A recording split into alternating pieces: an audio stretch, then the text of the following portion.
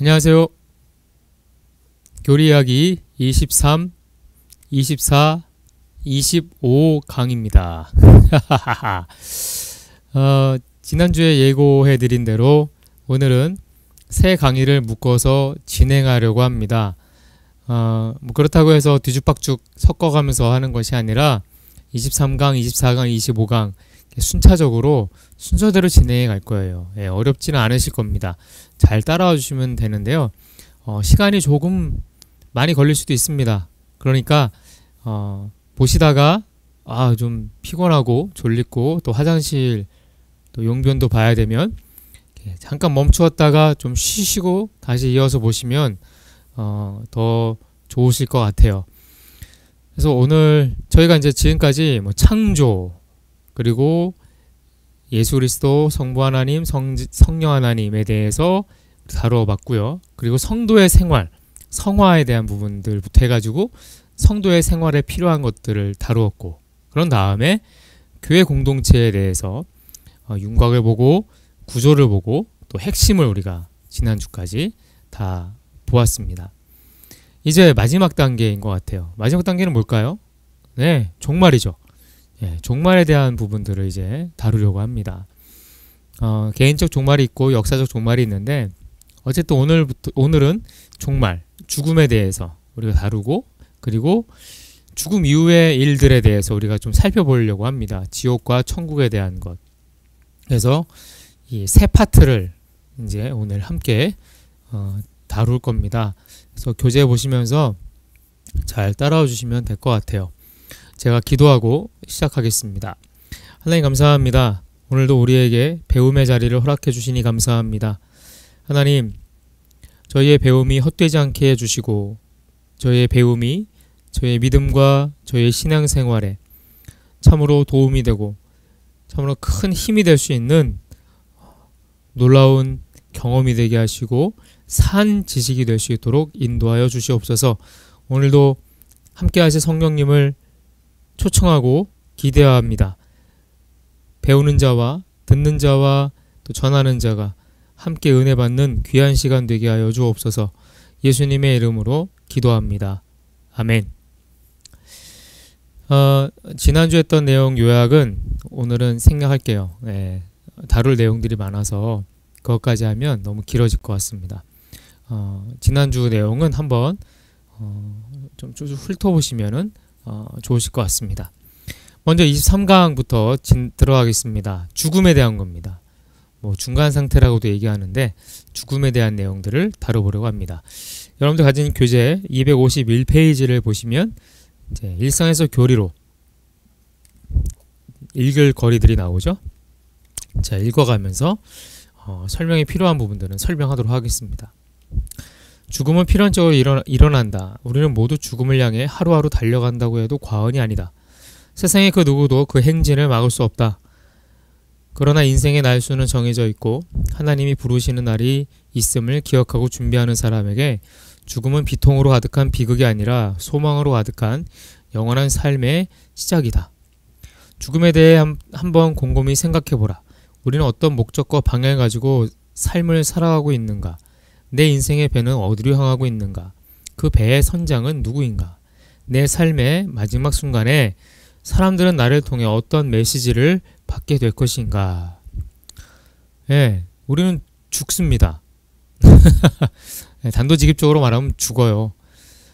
근데 그 죽음을 향해 달려가고 있는 우리가 그 죽음을 어떻게 바라봐야 될지, 그 바라보는 관점과 시각이 중요하거든요. 우리는 살아계신 하나님을 믿는 사람들입니다. 영생을 믿는 사람들이죠. 세상 사람들과 동일한 눈으로 죽음을 바라봐서는 안 되겠죠. 그렇기 때문에 오늘 이 강의는 굉장히 우리에게 메시지, 통찰력을 줄 수 있다라고 생각을 해요. 그 오정은 사랑의 목장, 그 중간에 있는 글은 따로 한번 읽어보시고요. 그 다음 부분부터 읽어가겠습니다. 오늘 이 시간 죽음에 대해 배우는 일은 개개인의 인생에서 가장 중요한 질문에 대해 성경의 해답을 알아가는 일이 될 것이다. 여기 나오죠. 중요하다. 중요한 통찰력을 줄 것이다. 이야기하고 있습니다. 그리고 그 해답이 매우 중요하다. 왜냐하면 그리스도인의 죽음은 단순히 생명이 정지되는 것이 아니기 때문이다. 우리의 일생은 죽음으로 끝나지 않는다. 언젠가 죽음의 문을 넘어서 우리는 모두 사랑하는 주님 앞에 설 것이다. 우리 한 생애를 복음으로 살았는지, 과연 나의 삶을 통해 주님께서 영광 받으셨는지, 세상이 바뀌었는지 모두 정산하게 되는 그 날은 반드시 온다. 그리고 오카노 목사님과 수많은 믿음의 선진들이 믿음의 경주를 끝까지 훌륭히 마치고 그토록 사랑하는 주님과 함께 천국에서 복락을 누리는 것을 보게 될 것이다. 이 교재가 사랑의 교회에서 만든 교재입니다. 그래서 오카노 목사님이라는 예, 한 명을 딱 대상을 정해서 타깃을 정해서 얘기하고 있는 거예요. 그냥 그거는 그렇다고 이해해 주세요. 죽음 앞에 우리는 어떤 모습으로 서야 하는가? 이게 우리의 질문이에요. 죽음 앞에 우리는 어떠한 모습으로 서야 될까? 하나님의 말씀 앞에 무릎 꿇고 심령 가장 깊은 곳에서부터 해답을 얻고 변화를 다짐하는 오늘 이 시간이 되기를 바란다. 네, 중심 구절 로마서 함께 읽습니다. 한 사람의 범죄로 말미암아 사망이 그 한 사람을 통하여 왕노릇하였은즉 더욱 은혜와 의의 선물을 넘치게 받은 자들은 한 분 예수 그리스도를 통하여 생명 안에서 왕노릇하리로다. 그런즉 한 범죄로 많은 사람이 정죄에 이른 것 같이 한 의로운 행위로 말미암아 많은 사람이 의롭다 하심을 받아 생명에 이르렀느니라. 로마서 14장 말씀입니다. 우리 중에 누구든지 자기를 위하여 사는 자가 없고 자기를 위하여 죽는 자도 없도다. 우리가 살아도 주를 위하여 살고 죽어도 주를 위하여 죽나니 그러므로 사나 죽으나 우리가 주의 것이로다. 이를 위하여 그리스도께서 죽었다가 다시 살아나셨으니 곧 죽은 자와 산 자의 주가 되려 하심이라. 아멘. 자, 핵심 목표는 세 가지인데요. 자, 성도의 죽음은 불신자의 죽음과 다르다. 성화의 완성이요 영생의 시작임을 이해한다. 두 번째는요, 죽음 이후 천국과 지옥이 분명히 존재하며 영원히 소멸하거나 중간 세계에 머문 일이 없다는 것을 이해한다. 자, 세 번째는요, 죽음을 준비하며 영생에 합당한 삶을 살기로 결단한다.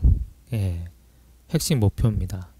결국 죽음을 이해하자라는 겁니다. 죽음을 알자라는 거예요. 성도의 죽음, 믿는 사람의 죽음은 무엇이냐? 예, 그것을 아는 것이 중요하고 그것을 알 때에 지금의 삶을 의미 있게 살아갈 수 있다라는 겁니다. 이해가 되시죠? 네.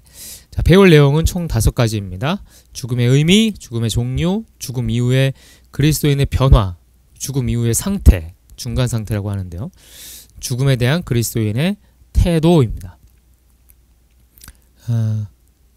자, 지금까지 안 했던 건데 교리 이야기 용어 사전이에요.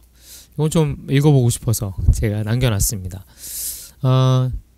초신자들, 그죠? 이제 약간의 믿음의 어떤 발목, 은혜의 발목 수준에서 이렇게 믿음 생활하는 분들은 이렇게 생각해요. 천국이 있는지는 솔직히 죽어봐야 알잖아요? 죽음 생각하기도 싫어요. 네, 이렇게 얘기하는 분들이 종종 있습니다. 그러나 성숙해가는 성화의, 이제 우리는 배운 사람들이니까요. 성화의 과정을 살아가는 사람들은요, 그리스도인들은요, 믿음의 선한 싸움을 마친 후 주님을 완전히 닮은 영화로운 부활로 가는 영광의 개선식이다 라고 생각한다라는 거예요. 여러분들 생각은 어떠십니까? 네, 그러길 바랍니다. 아멘. 네. 교리와 함께 걷기, 우리 페이지 252페이지 253페이지입니다. 교리 함께 걷기 그 밑에 설명을 읽겠습니다. 종말론은 개개인의 삶의 마지막과 이유를 다루는 개인의 종말론과 역사의 마지막과 이유를 다루는 우주적 종말론으로 나눌 수 있으며 그 가운데 활동하시는 하나님의 목적에 관하여 가르쳐준다.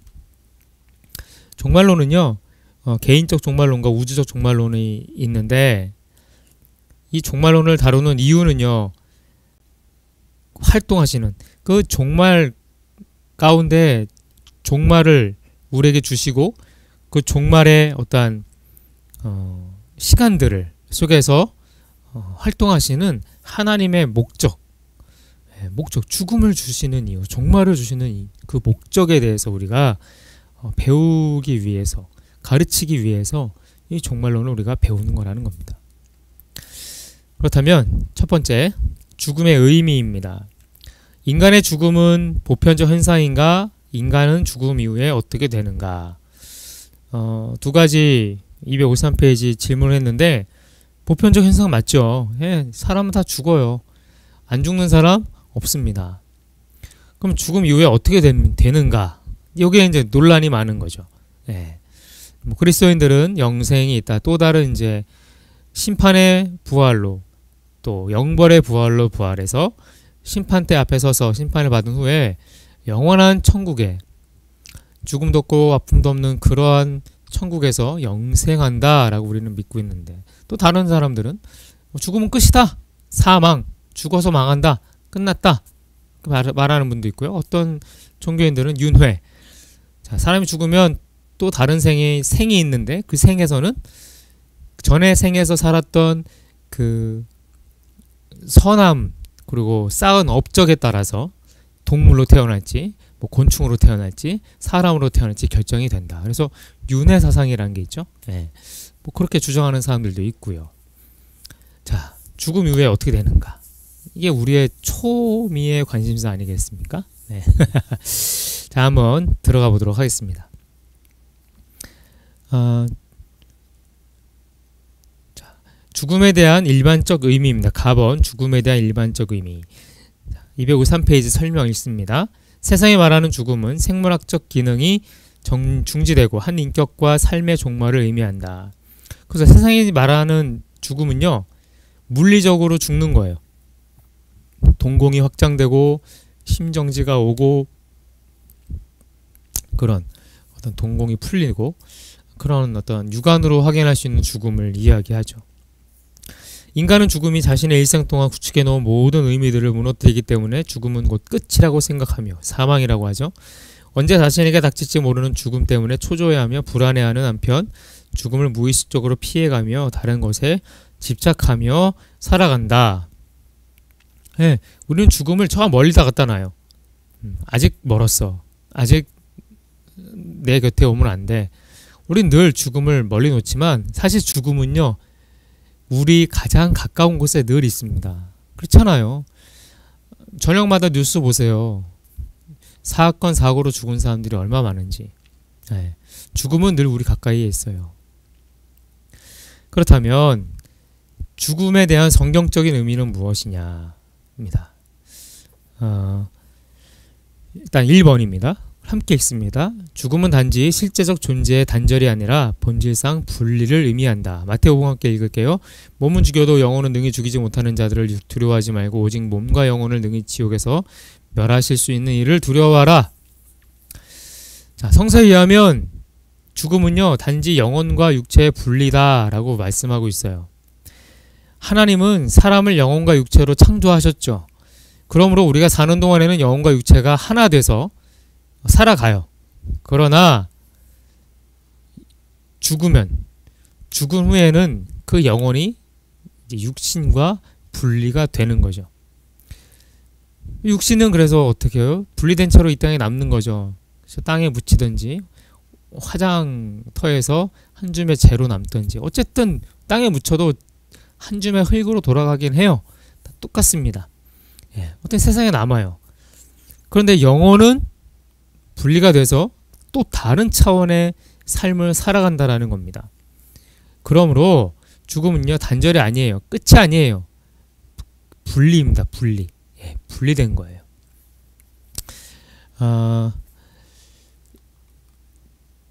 성경 마태복음에 보시면 이렇게 나오잖아요. 몸은 죽여도 영혼은 죽이지 못하는 자들을 두려워하지 말고. 자, 몸과 영혼을 분리해서 말씀하시잖아요. 그래서 죽음은요, 분리예요. 본질상 분리라고 보시면 되십니다. 두 번째, 죽음은 인생의 일부가 아니며 하나님의 창조 목적에 반하는 부자연스러운 것이며 죄의 형벌의 결과이다. 로마서 5장 읽어볼게요. 그러므로 한 사람으로 말미암아 죄가 세상에 들어오고 죄로 말미암아 사망이 들어왔나니 이와 같이 모든 사람이 죄를 지었으므로 사망이 모든 사람에게 이르렀느니라. 아멘. 253페이지 그 설명을 읽어볼게요. 인간이 죄를 짓기 이전까지 이 세상에 죽음은 존재하지 않았다. 죽음은 존재하지 않았어요. 만약 인간이 범죄하지 않았다면 아담과 하와죠. 죽음은 결코 존재하지 않았을 것이다. 그러므로 죽음은 부자연스러운 것이고 하나님의 창조 목적에 반하는 것이다. 네, 죽음은 하나님의 섭리에 반하는 거예요. 원래 창조 계획 안에는 없었어요. 죽음이라는 것은. 예, 아담과 하와가 죄를 짓자 생명의 열매, 생명나무를 보호하기 위해서 아담과 하와를 쫓아내시죠. 그리고 불검과 화염으로 그 생명나무 주변을, 에덴 동산 주변을 둘러싸십니다. 다시는 못 들어오게. 즉 범죄하기 이전까지 아담과 하와는 영원한 생명을 가지고 살아가는 사람들이었습니다. 그러나 범죄함으로 죄의 결과로 나타나게 된 것이 뭐예요? 죽음이에요. 아담에게 저주하시잖아요. 너에게 죽음이 이제 있을 거다. 저주하시는 겁니다. 그게 저주예요. 형벌이에요. 죄의 형벌입니다. 자, 3번. 그리스도인에게 있어서 죽음은 성화 과정의 일부분이다. 로마서입니다. 그러므로 이제 그리스도 예수 안에 있는 자에게는 결코 정죄함이 없나니 이는 그리스도 예수 안에 있는 생명의 성령의 법이 죄와 사망의 법에서 너를 해방하였음이라. 아멘. 253페이지 맨 밑에 보시겠습니다. 성도에게 죽음은 더 이상 형벌이 아니다. 우리는 그리스도가 십자가에서 죽으심으로 다만 죄에 대하여 죽고 영생에 들어가는 것이다. 그러므로 죽음은 형벌의 일부분이었지만 성도에게는 복의 원천이 된 것이다. 저주였어요. 저주입니다. 형벌입니다. 그러나 결국 무엇으로 바뀌는 겁니까? 복으로 바뀌는 거예요. 하나님의 섭리는요, 창조 때부터 종말에 이르기까지 동일하세요. 화를 바꾸어서 복이 되게 하시는 거죠. 그게 하나님의 섭리예요. 성도의 죽음은 아직 세상에 살고 있는 사람들에게 그들의 죽음 역시 다가오고 있음을 경계하는 역할을 한다. 더 나아가 교만한 자를 겸손하게 하며 정욕을 억제하며 세속적인 생각을 막으며 영적인 성장을 촉진한다. 아까도 말씀드렸지만 죽음은요, 저주였지만 복으로 들어가는 관문의 역할도 한다 라고 말씀을 드렸어요. 자, 그리스도께서 고난과 죽음을 통해서 어디로 가셨죠? 영광으로 들어가셨죠. 고난과 죽음이라는 문을 통과해서 영광으로 들어가셨듯이 그리스도인 또한 어떻다라는 겁니까? 최종적인 종말, 육신의 종말을 통해서 어디로 갑니까? 성화에 이르는 겁니다. 예, 거룩해지는 것을 완성한다라는 거예요. 부활과 영생이죠. 이 부활과 영생인 거죠. 그러나 악한 사람들, 악한 자, 여기에는 하나님을 거부하고 거절하는 사람들까지 다 포함되는 겁니다. 악한 자들에게는 죽음은요, 늘 큰 형벌이에요. 예, 진짜 망한 거예요. 물론 부활합니다. 그들도. 그러나 무슨 부활입니까?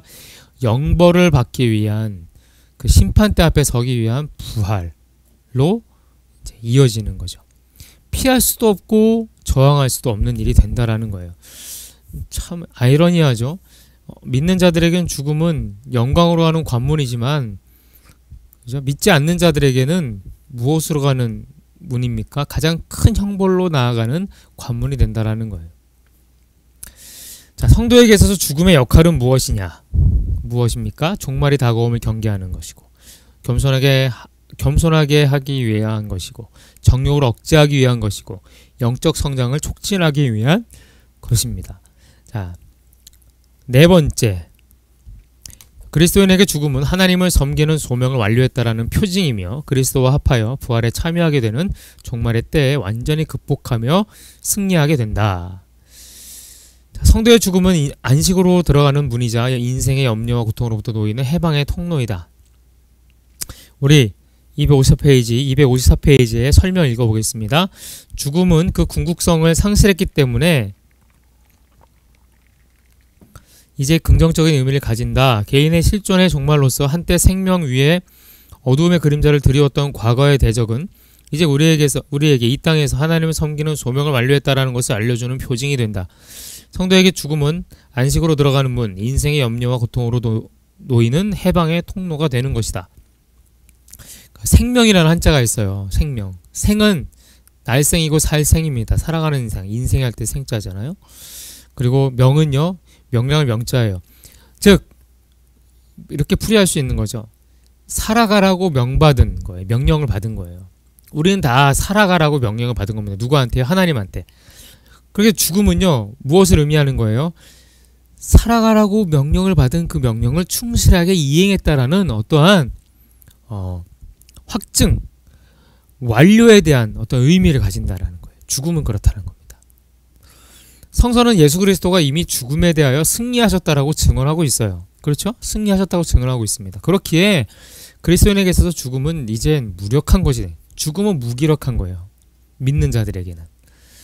믿음의 사람은 죽음을 넘어서 하나님의 임재 속에 있는 영원한 장래를 바라볼 수 있어야 되는 겁니다. 이 땅에서의 삶이 다가 아니에요. 어디를 봐야 돼요? 영원한 하나님의 나라를 보는 겁니다. 하나님의 소망을 두는 거예요. 믿음의 사람은 죽음의 경고에 귀를 기울이는 것이 아니에요. 내주하시는, 우리 안에 거하시는 성령으로 말미암아 임재하시는 하나님의 약속에 우리의 자신을 의탁할 수 있어야 되는 겁니다. 죽음을 보는 게 아니라 내가 너희를 영생으로 인도하겠다. 천국으로, 하나님의 나라로 인도해 가겠다. 이렇게 말씀하신 하나님의 그 말씀에 우리 자신을 의탁할 수 있는, 의탁해야 된다는 거죠. 예. 그게 약속이니까. 이로써 우리는 죽음의 직면에서도 확신을 가지고 담대할 수 있는 겁니다. 예. 죽음을 앞두고도 담대할 수 있는 사람들은 그리스도인들이 아마 유일하지 않을까, 그런 생각을 해봐요. 자, 그리스도인이 죽음을 온전하게 극복하는 때는 언제일까요? 그리스도인도 죽음이 두려워요. 그죠? 죽음이 두려워요. 죽음을 언제 극복하게 될까? 성서는 우리가 그리스도와 합하여 부활에 참여하게 되는 위대한 종말의 그날에 죽음을 완전히 극복하게 될 것이라고 말합니다. 우리도 생명이기에, 우리도 살아있는 사람이기에 죽음이 두려워요. 그럼 언제 극복하느냐?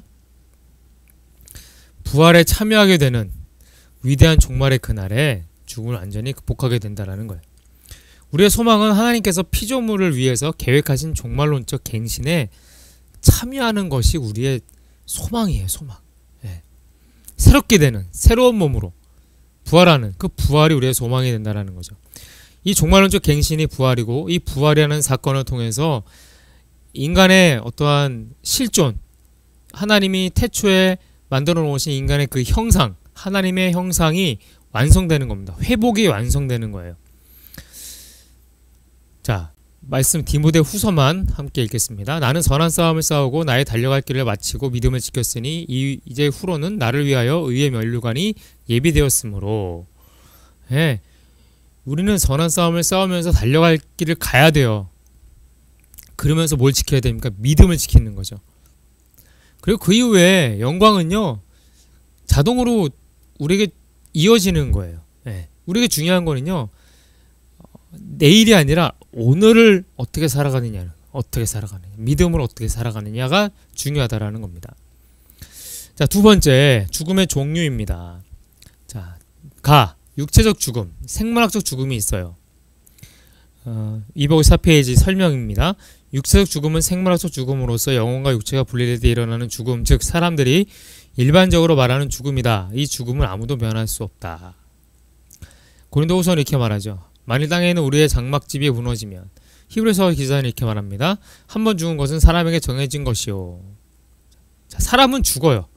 육체적으로 죽을 수밖에 없는 제한된 몸을 가지고 사는 거죠. 우리는 날마다 죽음을 경험하잖아요. 제가 40 중반이 넘어가니까 밤새는 게 안 돼요. 네. 이제는 그걸 견딜 만한 어떤 신체적인 힘이 남아있질 않는 거죠. 그렇더라고요. 점점 이제 하나하나 기능들이 약해져 가는구나, 그 생각을 할 때가 있습니다. 자, 두 번째 죽음은 뭘까요? 영적 죽음이에요. 영적 죽음. 자, 254페이지 나번 설명입니다. 인간의 영혼이 하나님과 단절되어 분리된 상태로서 영적으로 죽은 상태에 놓여있는 것을 의미한다.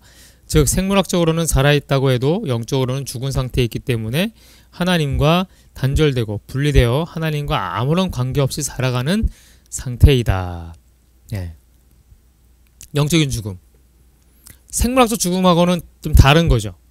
영적으로 죽었다라는 것은요, 하나님과의 교제가 끊어진 거예요. 끊어져 있기 때문에 하나님과의 관계를 악화시키는 거죠. 그저 교제가 끊어지니까, 사이가 안 좋아지니까 어떻게 해요? 관계는 날로 악화될 수밖에 없는 거죠. 사실 이 영적 죽음은요, 몸이 살아있어도 죽을 수 있어요. 어떨 때? 하나님과 완전하게 끊어질 때, 관계가 단절될 때, 영적 죽음은 일어납니다. 영적 죽음은 그런 의미예요. 하나님과의 관계가 단절된, 분리된 상태. 그게 영적 죽음입니다. 하나님과 무관하게 살아가는 거죠. 다 영원한 죽음이 있습니다. 영원한 죽음. 둘째 사망이라고 그러는데 영원한 죽음.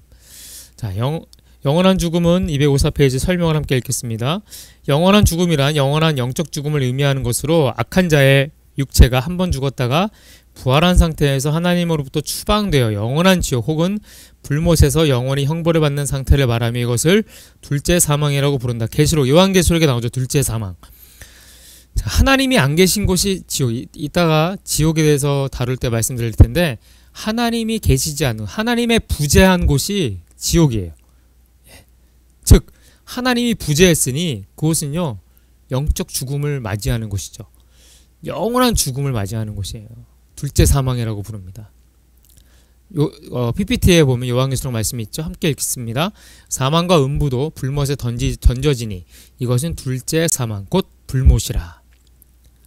자, 생물학적 죽음, 영적인 죽음, 영원한 죽음, 이렇게 죽음의 종류를 세 가지로 다뤄봤습니다. 자, 세 번째, 죽음 이후 그리스도인의 변화입니다. 자, 첫 번째 무슨 변화가 일어나죠? 몸이 변화됩니다. 몸이.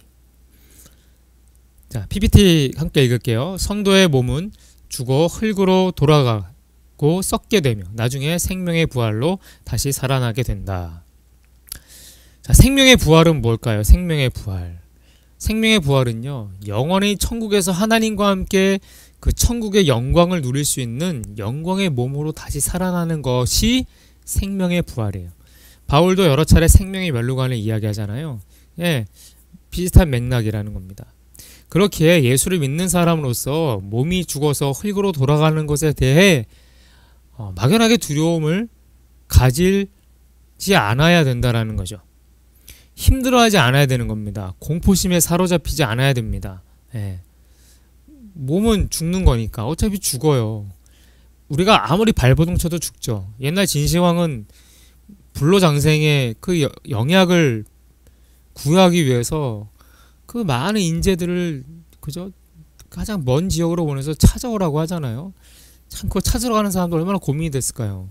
그런 얘기 세상에 어디 있어요? 없는데. 결국 진시황은 죽었습니다. 영생을 꿈꾸던 그 사람도 죽었어요. 사람 다 죽습니다. 어떻게 안 죽을 수 있어요? 그러니 두려워할 필요 없죠. 뭐 어차피 죽는 건데. 공포심을 가지지 않아도 되죠. 막연하게 힘들어하지 않아도 되는 거죠. 자, 우리 말씀한 걸 읽겠습니다. 창세기 3장 19절. 너는 흙이니 흙으로 돌아갈 것이니라 하시니라. 하나님의 말씀이에요. 너는 흙이다. 그러니까 어디로 돌아간다? 흙으로 돌아간다. 우리는 왔던 곳으로 돌아갈 사람들입니다. 아유, 저 혼자만 먹어서 죄송하네요. 차 한 잔 가지고 오셔서 저 마실 때 같이 마시세요. 저 혼자 마시면 보시는 분이 배 아프잖아요. 그죠? 네. 네. 자, 몸이 변화되고요. 영혼이 변화되죠. 몸이 변화되면 흙으로 돌아가는 것으로 변화되죠. 한 줌의 재로 돌아가죠. 흙으로 돌아가죠. 자, 그럼 영혼의 변화가 있습니다. 영혼의 변화는 한 세 가지 정도로 나눌 수 있는데, 첫 번째, 우리 PPT를 보세요. 죽음 이후 그 즉시 그리스도인은 천국으로, 불신자는 지옥으로 가게 된다. 자, 누가복음 23장을 읽겠습니다. 예수께서 이르시되 내가 진실로 내게 이르노니 오늘 내가 나와 함께 낙원에 있으리라 하시니라. 아멘. 자, 주님은 십자가 한편의 행악자에게 네가 오늘 나와 함께 낙원에 있을 거다 하세요. 그 행악자가 뭐라고 해서 그런 말씀하신 거죠? 당신의 나라에 임하실 때 나를 기억하소서, 그런 말을 하죠. 그리고 예수님을 저주하는 다른 편에 있던 강도를 꾸짖죠. 예. 우리는 죽어 마땅해서 벌 받는 거지만 저분은 이러한 형벌을 받을 뿐이 아니다. 이미 그의 딱 짧은 두 번의 그 이야기 속에 그의 신앙의 고백이 다 들어있는 겁니다. 즉 시간적인 간격이 없는 거예요. 나를 기억하소서. 그럼 너 가서 김포중앙교회에 좀 등록을 해서 사주 새가족 교육을 받고 그리고 성역 공부를 하고 제자 훈련을 하고 섬기는 봉사의 일도 하고 또 삶에서 또 내 그리스도의 향기를 또 내뿜고 복잡한 절차를 한 다음에 그 다음에 그래 내가 너와 오늘 네가 나와 함께 낙원에 있을 거야 그러신 게 아니라는 거예요. 시간적인 간격이 없습니다. 숨을 거두는 순간 하나님이 천국으로 그 영혼을 불러들이시는 거예요. 우리가 믿음으로 고백하는 순간 우리는 구원받는 거랑 똑같은 겁니다. 죽음도 마찬가지예요. 자, 두 번째. 자, 그리스도인이든 불신자든 죽는 순간에 그들의 영혼은 각각 들어갈 처소에 알맞게 변화된다. 자, 불신자, 자 1번과 2번 함께 읽겠습니다.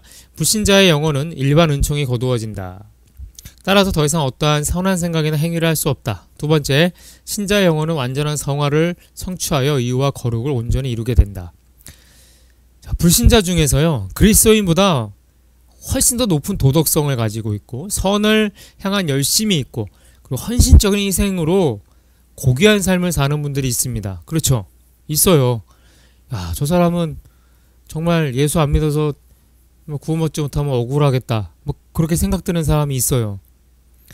근데 그분들이 그렇게 삶을 사는 이유는요, 하나님의 은총이에요. 아마 지난 학기에 초반부에 어떤 은총에 대한 이야기를 할 때 일반 은총에 대한 얘기를 했었어요. 하나님이 일반적으로 주시는 은총이 있다 그랬어요. 그 일반 은총이죠. 그런데 아무리 선하게 살아도 아무리 희생적인 헌신을 한다 하더라도 높은 도덕성을 가지고 있다 하더라도 죽는 순간 그 일반적인 은총은 제거되는 거예요. 일반 은총은 더 이상 죽음 이후의 삶에 영향을 주지 않는다라는 겁니다. 즉 선을 향한 열심, 높은 도덕성, 헌신적인 희생 또한 하나님을 믿는 믿음을 기반할 때 천국의 인도함을 받는 것이지 믿음이 없이는 그거는 살아있을 때의 효력이 있는 거라는 거예요. 그러므로 성화를 온전히 이루기 위해 죄와 죽기까지 싸우는 성도는요, 죽음을 사모할 수밖에 없는 거예요. 네. 내가 빨리 주님을 배웠으면 좋겠다. 그러한 마음. 여러분들은 그런 마음 있으십니까? 아니면 나 좀만 더 살아야 되는데 내가 사놓은 아파트 값이 오르는가 안 오르는가 보고 죽어야 되는데 그래야 자녀들에게 그냥 유산으로 넘겨주고 막 그런 생각 하는 분이 계신지는 모르겠지만 성도는요 사모하는 거예요. 죽음을 사모하는 거예요. 왜? 주님과 함께 영원히 살기 때문에 그렇죠. 완전한 영화를 사모하기 때문인 거예요. 이 땅에서 그리스도의 형상을 완전히 담는 것이 그만큼 힘든 거예요. 죄 더 짓는 것보다 차라리 주님이 빨리 불러주시는 게 더 낫다라고 생각하는 분들이 더 많습니다. 저도 그런 사람 중에 하나고. 네. 그래서 조금 내가 좀 거룩하다 싶을 느낌이 있잖아요. 그때는 주님 이때 주님 오시면 좋을 것 같은데요. 그럴 때가 있어요. 네. 왜? 그땐 자신 있는 거죠. 예. 뭐 그건 개인적인 자신이지만 어쨌든 간에 그래요. 죽음을 맞이하는 순간에 성도는 육체의 모든 고민과 고통과 근심에서 벗어나는 거죠. 그리고 주님과 함께 기뻐하는 영원한 희락의 삶으로 들어가는 겁니다. 예. 자, 히브리서와 함께 말씀 읽을게요. 하늘에 기록된 장자들의 모임과 교회와 만민의 심판자이신 하나님과 및 온전하게 된 의인의 영들과 새 언약의 중보자이신 예수와 및 아벨의 피보다 더 나은 것을 말하는 뿌린 피니라. 예. 우리가 가는 그죠? 처소는요 어디예요? 네. 하나님 예수 그리스도의 그 뿌린 피를 의지해서 갈 수 있는 곳이라는 거예요. 네, 그 말씀을 하고 있는 겁니다. 자, 3번입니다. 함께 읽겠습니다. 불신자들의 영혼은 지옥의 불 속에서도 고통을 받으면서도 최후의 심판을 생각할 때마다 더욱더 큰 고통과 두려움을 느끼지만 성도의 영혼은 천국의 영광을 이미 누리면서도 마지막 날에 몸까지 부활하여 천국의 영광을 영원히 누릴 것을 소망 가운데 기다리게 될 것이다. 네. 자, 성도는 죽는 순간에 모든 죄에서 노임을 받게 돼요. 주님이 십자가에서 주신 구원을 완전하게 소유하게 되는 겁니다. 지금 우리는 구원을 완성된 게 아니죠. 그러나 죽는 순간에 그러니까 구원은 완성되는 거예요. 성도는 천국에서 영광을 누리면서 나중에 몸이 부활하잖아요. 새로운 몸으로 부활해요. 부활체로 다시 살아나서 그리스도와 함께 영원히 천국에서 다스리는 권세를 받아가지고 영원히 살아가게 될 겁니다. 그렇기에 주님이 죽음의 순간에 주시는 복을 우리는 알아야 돼요. 죽음의 순간에 주시는 복이 무엇입니까? 구원의 완성이요, 그리스도와 함께 영원한 영광으로 들어가는 것이다. 이거를 우리가 잊지 않고 기억하고 있으면 죽음의 순간이 두려움이 아니라 감사로 바뀌는 거죠. 찬송가 부르는 중에 우리가 하나님께로 들림받는 거예요. 예. 조금 무섭지만 조금 무서워요. 그렇지만 또 기대가 되는 거죠. 예. 내 숨이 거두는 순간 영원한 주님을 배웁는다. 얼마나 가슴 떨리는 기대가 됩니까? 네. 그랬으면 좋겠습니다. 죽음에 대한 그 성도의 반응이야말로 복음 안에 뿌리 박힌 성도인지를 가늠하는 기준이 돼요. 죽음을 어떻게 바라보는지에 대한 그 시각, 그리스도인의 그 관점이 복음 안에 얼마나 단단하게 뿌리 박혀 있는지를 알 수 있게 하는 겁니다. 어쩌면 성령 충만은 어떤 카리스마나 뜨거운 열정으로만 드러나는 것은 아닌 것 같아요. 네. 오히려 절망스러운 죽음을 믿음으로 대처하는 능력에서 오히려 성령 충만이 드러나는 것이 아닐까, 그런 생각을 해봅니다. 고린도후서 바울이 이렇게 얘기합니다. 우리가 담대하여 원하는 바는 차라리 몸을 떠나 주와 함께 있는 그것이라. 그런지 우리는 몸으로 있든지 떠나든지 주를 기쁘시게 하는 자가 되기를 힘쓰노라. 몸을 떠나 주님과 함께 있는 것이 가장 원하는 것이니까, 그러므로 우리가 살아있던지 죽던지 어떻게 해요? 주님을 기쁘시게 하는 자가 되어야 된다는 겁니다. 바울은 너무나 확고한 죽음에 대한 인식을 가지고 있었습니다. 자, 네 번째, 죽음 이후의 상태입니다.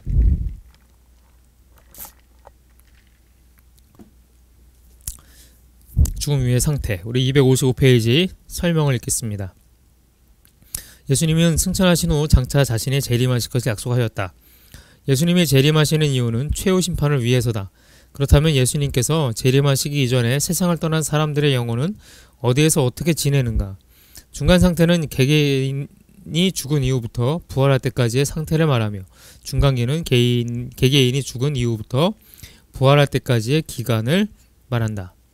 성경은 그리스도인들의 영혼은 죽음 이후에 즉시 예수님과 함께 낙원에서 살면서 육신의 부활을 기다리며, 불신자들의 영혼은 죽음 이후에 즉시 지옥에서 육신의 부활을 기다린다라고 증언한다.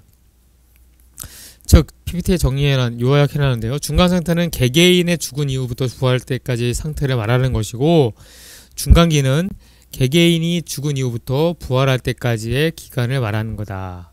상태나 중간기나 의미는 똑같아요. 자, 중간 상태의 전에 PPT를 잠깐 보세요.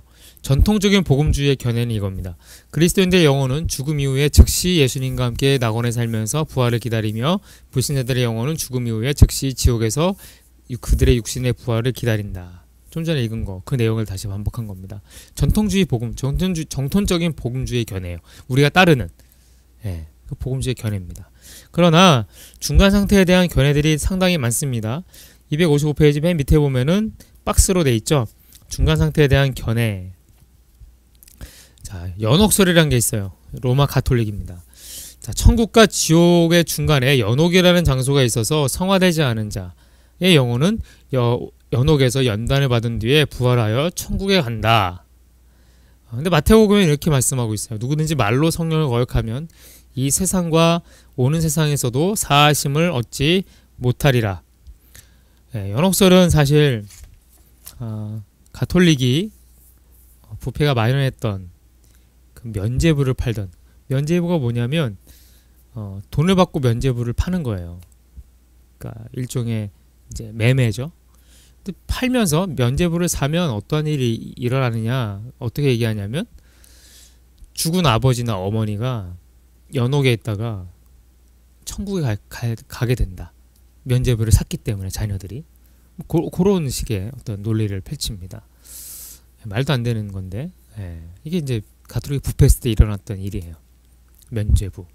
거기서 나오는 이제 그거 면죄부를 팔면서 연옥설에 대한 것들을 이제 그 교리를 결합시켜놨죠. 하여튼 연옥설이라는 교리가 있어요. 가톨릭에는. 의미는 그렇다라는 겁니다. 그냥 그렇더라는 것만 아시면 돼요. 성경에 전혀 근거하지 않는 겁니다. 그리고 이신칭의의 전면으로 배치되는 어떤 교리예요. 루터도 종교개혁자 루터도 여기에 대해서 반박문을 썼습니다. 그렇게 아시면 되십니다. 자, 영혼 수면설이 있습니다. 여호와의 증인 안식교에서 이야기하는 건데 영혼이 육체를 떠나 무의식 상태에서 부활할 때까지 무덤에 머물러 있게 된다. 이거 말도 안 되는 엉터리죠, 엉터리. 이건 뭐 그냥 읽어보시면 돼요. 무가치한 겁니다. 자, 영혼 멸절설. 이것도 여호와의 증인 또 안식교에서 얘기하는 건데 조건적인 영생설, 조건적 불멸설을 얘기합니다. 불신자의 영혼은 죽음 이후에 완전히 소멸된다. 반면에 믿는 자들은 조건적으로 영생을 선물로 받는다. 이것도 말도 안 되는 거죠. 성경은 분명히 불신자의 영혼은 심판의 부활로 부활한다 그랬어요. 영혼이 소멸되지 않아요. 믿는 자들 조건부로 영생? 아닙니다. 영생입니다. 선물로 주시는 거예요. 말도 안 됩니다. 자, 제2 실현설입니다. 구원받지 못하고 죽은 사람들이 지옥에서 구원을 받을 수 있는 기회를 다시 가지게 된다. 뻥이죠? 네, 이건 뻥입니다. 말도 안 되는 거예요. 어쨌든 간에 뭐 어떤 그 중간 상태에 대한 견해들을 이제 몇 가지 우리가 봤어요. 우리는 어떤 거라고 말씀드렸죠? 255페이지에 그 성경은 그리스도인들의 영혼은 죽음 이후에 그 부분, 그것이 전통적인 복음주의가 따르는 어떠한 중간 상태에 대한 죽음 이후의 상태에 대한 어떤 견해들이라는 겁니다. 자, 죽음에 대한 마지막입니다. 그리스도인의 태도. 태도는 어때야 되는가? 죽음을 두려워하지 않아야 한다. 죽음은 종말이 아니라 완전한 삶의 시작이요 완성이기 때문이다. 두려워하지 않아야 돼요. D.L. 무디라는 분이 이렇게 이야기했어요. 여러분은 신문에서 제가 죽었다는 기사를 읽을 것입니다. 그것을 믿지 마십시오. 그 순간에 저는 이전 어느 때보다 더 확실하게 살아있을 것이기 때문입니다. 죽음 이후의 삶을 확신하는 거죠. 그 믿음이에요. 우리도 믿음을 가져야 되는 거예요. 두려워하지 않아야 되는 겁니다. 자, 죽음을 준비하며 영생에 합당한 삶을 살아가야 한다. 한 번뿐인 인생은 속히 지나가죠. 그리고 죽음은 불시에 찾아옵니다. 오직 그리스도의 일만이 영원하기 때문에 성도는 영생에 합당한 삶을 살아야 돼요. 죽음을 준비하면서 어떻게 살아야 될까? 아까도 몸으로 있든지 몸을 떠나든지 어떻게 주님을 기쁘게 하라고 바울이 이야기하잖아요. 우리의 삶은 그래야 된다라는 거예요. 죽음을 준비하되 어떻게 준비합니까? 영생에 합당한 삶, 즉 그리스도를 기쁘게 하는 삶을 살아야 된다라는 거죠. 그럴 때 우리는 영생, 죽음 이후의 영생을 우리는 받는 겁니다. 말씀 한번 읽어보시고요. 죽음을 소망하며 살아가야 한다. 하나님은 성도의 죽음을 존귀하게 보신다고 했습니다. 시편에 나와있죠.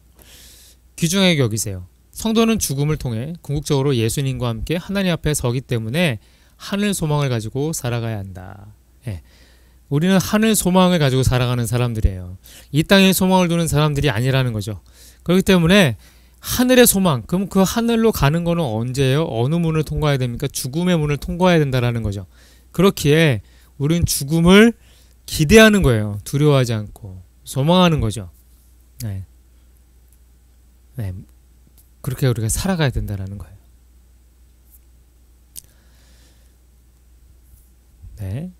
존 버년에 대한 글이 있는데 제가 읽어드릴게요.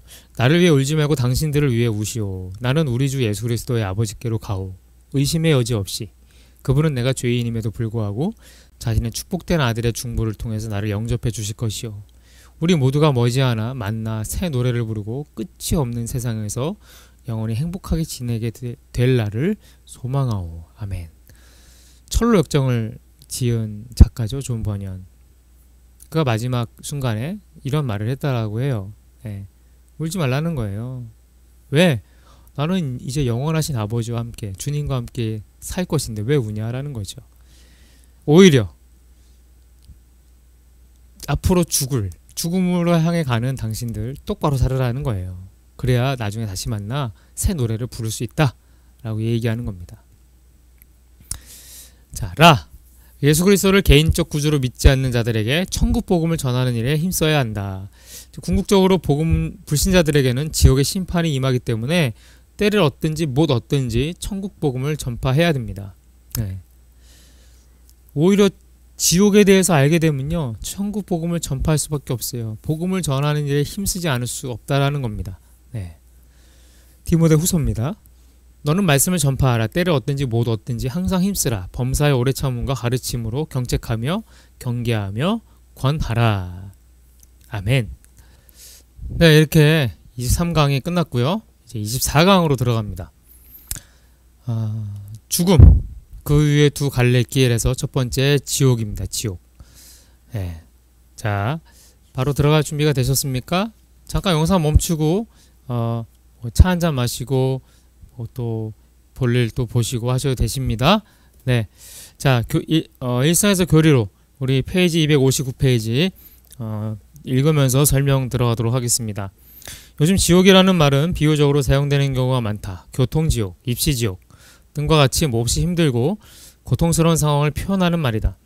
현대인들, 심지어 그리스도인조차 지옥의 실제에 대해서는 거의 잊고 살아가는 시대 속에서 성도들은 거의 지옥에 대한 성경 말씀을 듣거나 읽거나 개인적으로 묵상하지 않는다. 사실 지옥에 대한 설교, 지옥에 대한 어떤 성역 공부 그런 건 거의 없죠. 예, 없어요. 묵상하지도 않죠. 네. 우리 삶의 기쁨과 행복과 위로를 얻는 법을 설교하는 반쪽짜리 복음은 유행해도 그리스도의 십자가를 통해 복음의 크기와 넓이와 깊이를 선포하고 불신자의 비참한 최후와 하나님의 절대적인 공의를 선포하는 메시지는 나날이 인기가 없어지고 있다. 현대 그리스도인들은 자기를 편하고 행복하게 만들어주는 하늘에서 내려오는 평안, 고난 중의 복, 행복한 그리스도인의 삶, 승리하는 비법이 마치 복음의 전부인 양 받아들이려는 속성을 가지고 있다. 이게 굉장히 중요한 거예요. 우리의 믿음의 성향, 신앙생활의 성향을, 방향성을 얘기해주고 있어요. 그러나 하나님은 사랑이신 동시에 공의 하나님이시다. 우리를 사랑하시는 그 힘만큼이나 악을 대항하시고 죄인을 향해 분노하신다. 성경 말씀은 지옥의 실제를 경고하고 그 영원함과 비참함을 낱낱이 표현하고 있다. 우리는 이런 메시지를 듣고 떨며 자신을 돌아볼 뿐 아니라 십자가를 굳게 잡고 생명처럼 여길 수 있어야 할 것이다. 지옥은 분명히 실제한다. 레오나르드 레이븐 힐이라는 분이 이렇게 써놨습니다. 어찌 당신은 평안하리요? 심판의 불이 가까이서 타고 있는데 어찌 당신은 편안하리요? 죄로 짓눌린 세상 속에서 어찌 당신은 편안하리요? 일천 민족들이 부르짖고 있는데 어찌 당신은 편안하리요? 지옥으로 빨리 달리는 세상에서 어찌 당신은 편안하리요? 교회가 자장가 속에 잠들고 있는데 어찌 당신은 편안하리요? 과연 어떤 이가 나에게 편안하십니까? 라고 말하겠는가? 예. 짓눌린 세상 속에서 어떻게 우리가 편안하겠느냐? 지옥을 향해 빨리 달려가는 세상 속에서 우리가 어떻게 편안하겠느냐? 라는 겁니다.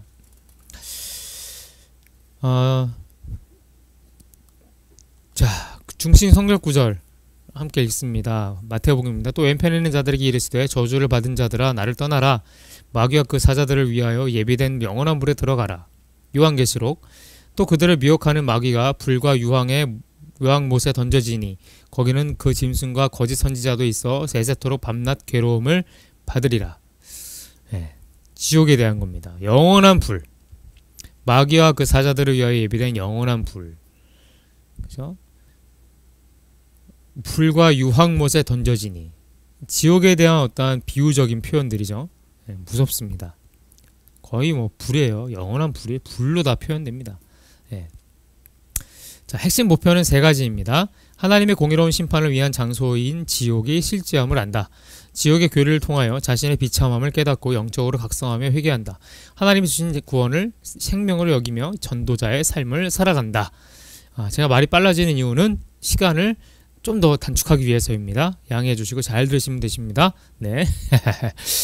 자, 배울 내용은 5가지입니다. 여기도 많습니다. 자, 1번, 왜 지옥에 대해서 배워야 하는가? 2번째, 지옥은 실제로 존재하는가? 3번째, 지옥은 왜 창조되었는가? 4번째, 성경은 지옥에 대해 무엇이라고 말하고 있는가? 5번째, 지옥에 관한 교리를 삶에 구체적으로 어떻게 적용할 것인가? 자, 260페이지. 교리와 함께 걷기입니다. 자, 지옥에 대한 오해라고 이렇게 조그맣게 제목이 써져 있고, 자, 우리는 지옥에 대한 오해를 많이 하고 있어요. 왜 지옥에 대해서 그렇기 때문에 지옥에 대해서 배워야 된다는 거예요. 오해를 하기 때문에. 그 C.S. 루이스라는 변증가가 있습니다. 그가 이렇게 말했어요. 지옥으로 향하는 가장 확실한 길은 점진적이다. 그 길은 완만한 경사를 하고 있으며 발밑도 부드럽다. 그 길에는 이정표도 교통 표지판도 갑작스러운 굴곡도 없다. 예, 지옥으로 가는 길은요, 편안해요. 편안해. 예. 편안합니다. 길도 아주 포장도로로 짠짠하고요. 예. 그런 길이라는 거예요. 이정표도 교통 표지판도 없어요. 그냥 편안하게 그냥 쭉 가기만 하면 되는 겁니다. 어디로요? 지옥으로. 네. 왜 배워야 될까요? 자, 지옥의 길을 바로 할 때 하나님을 간절히 찾을 수 있기 때문이다.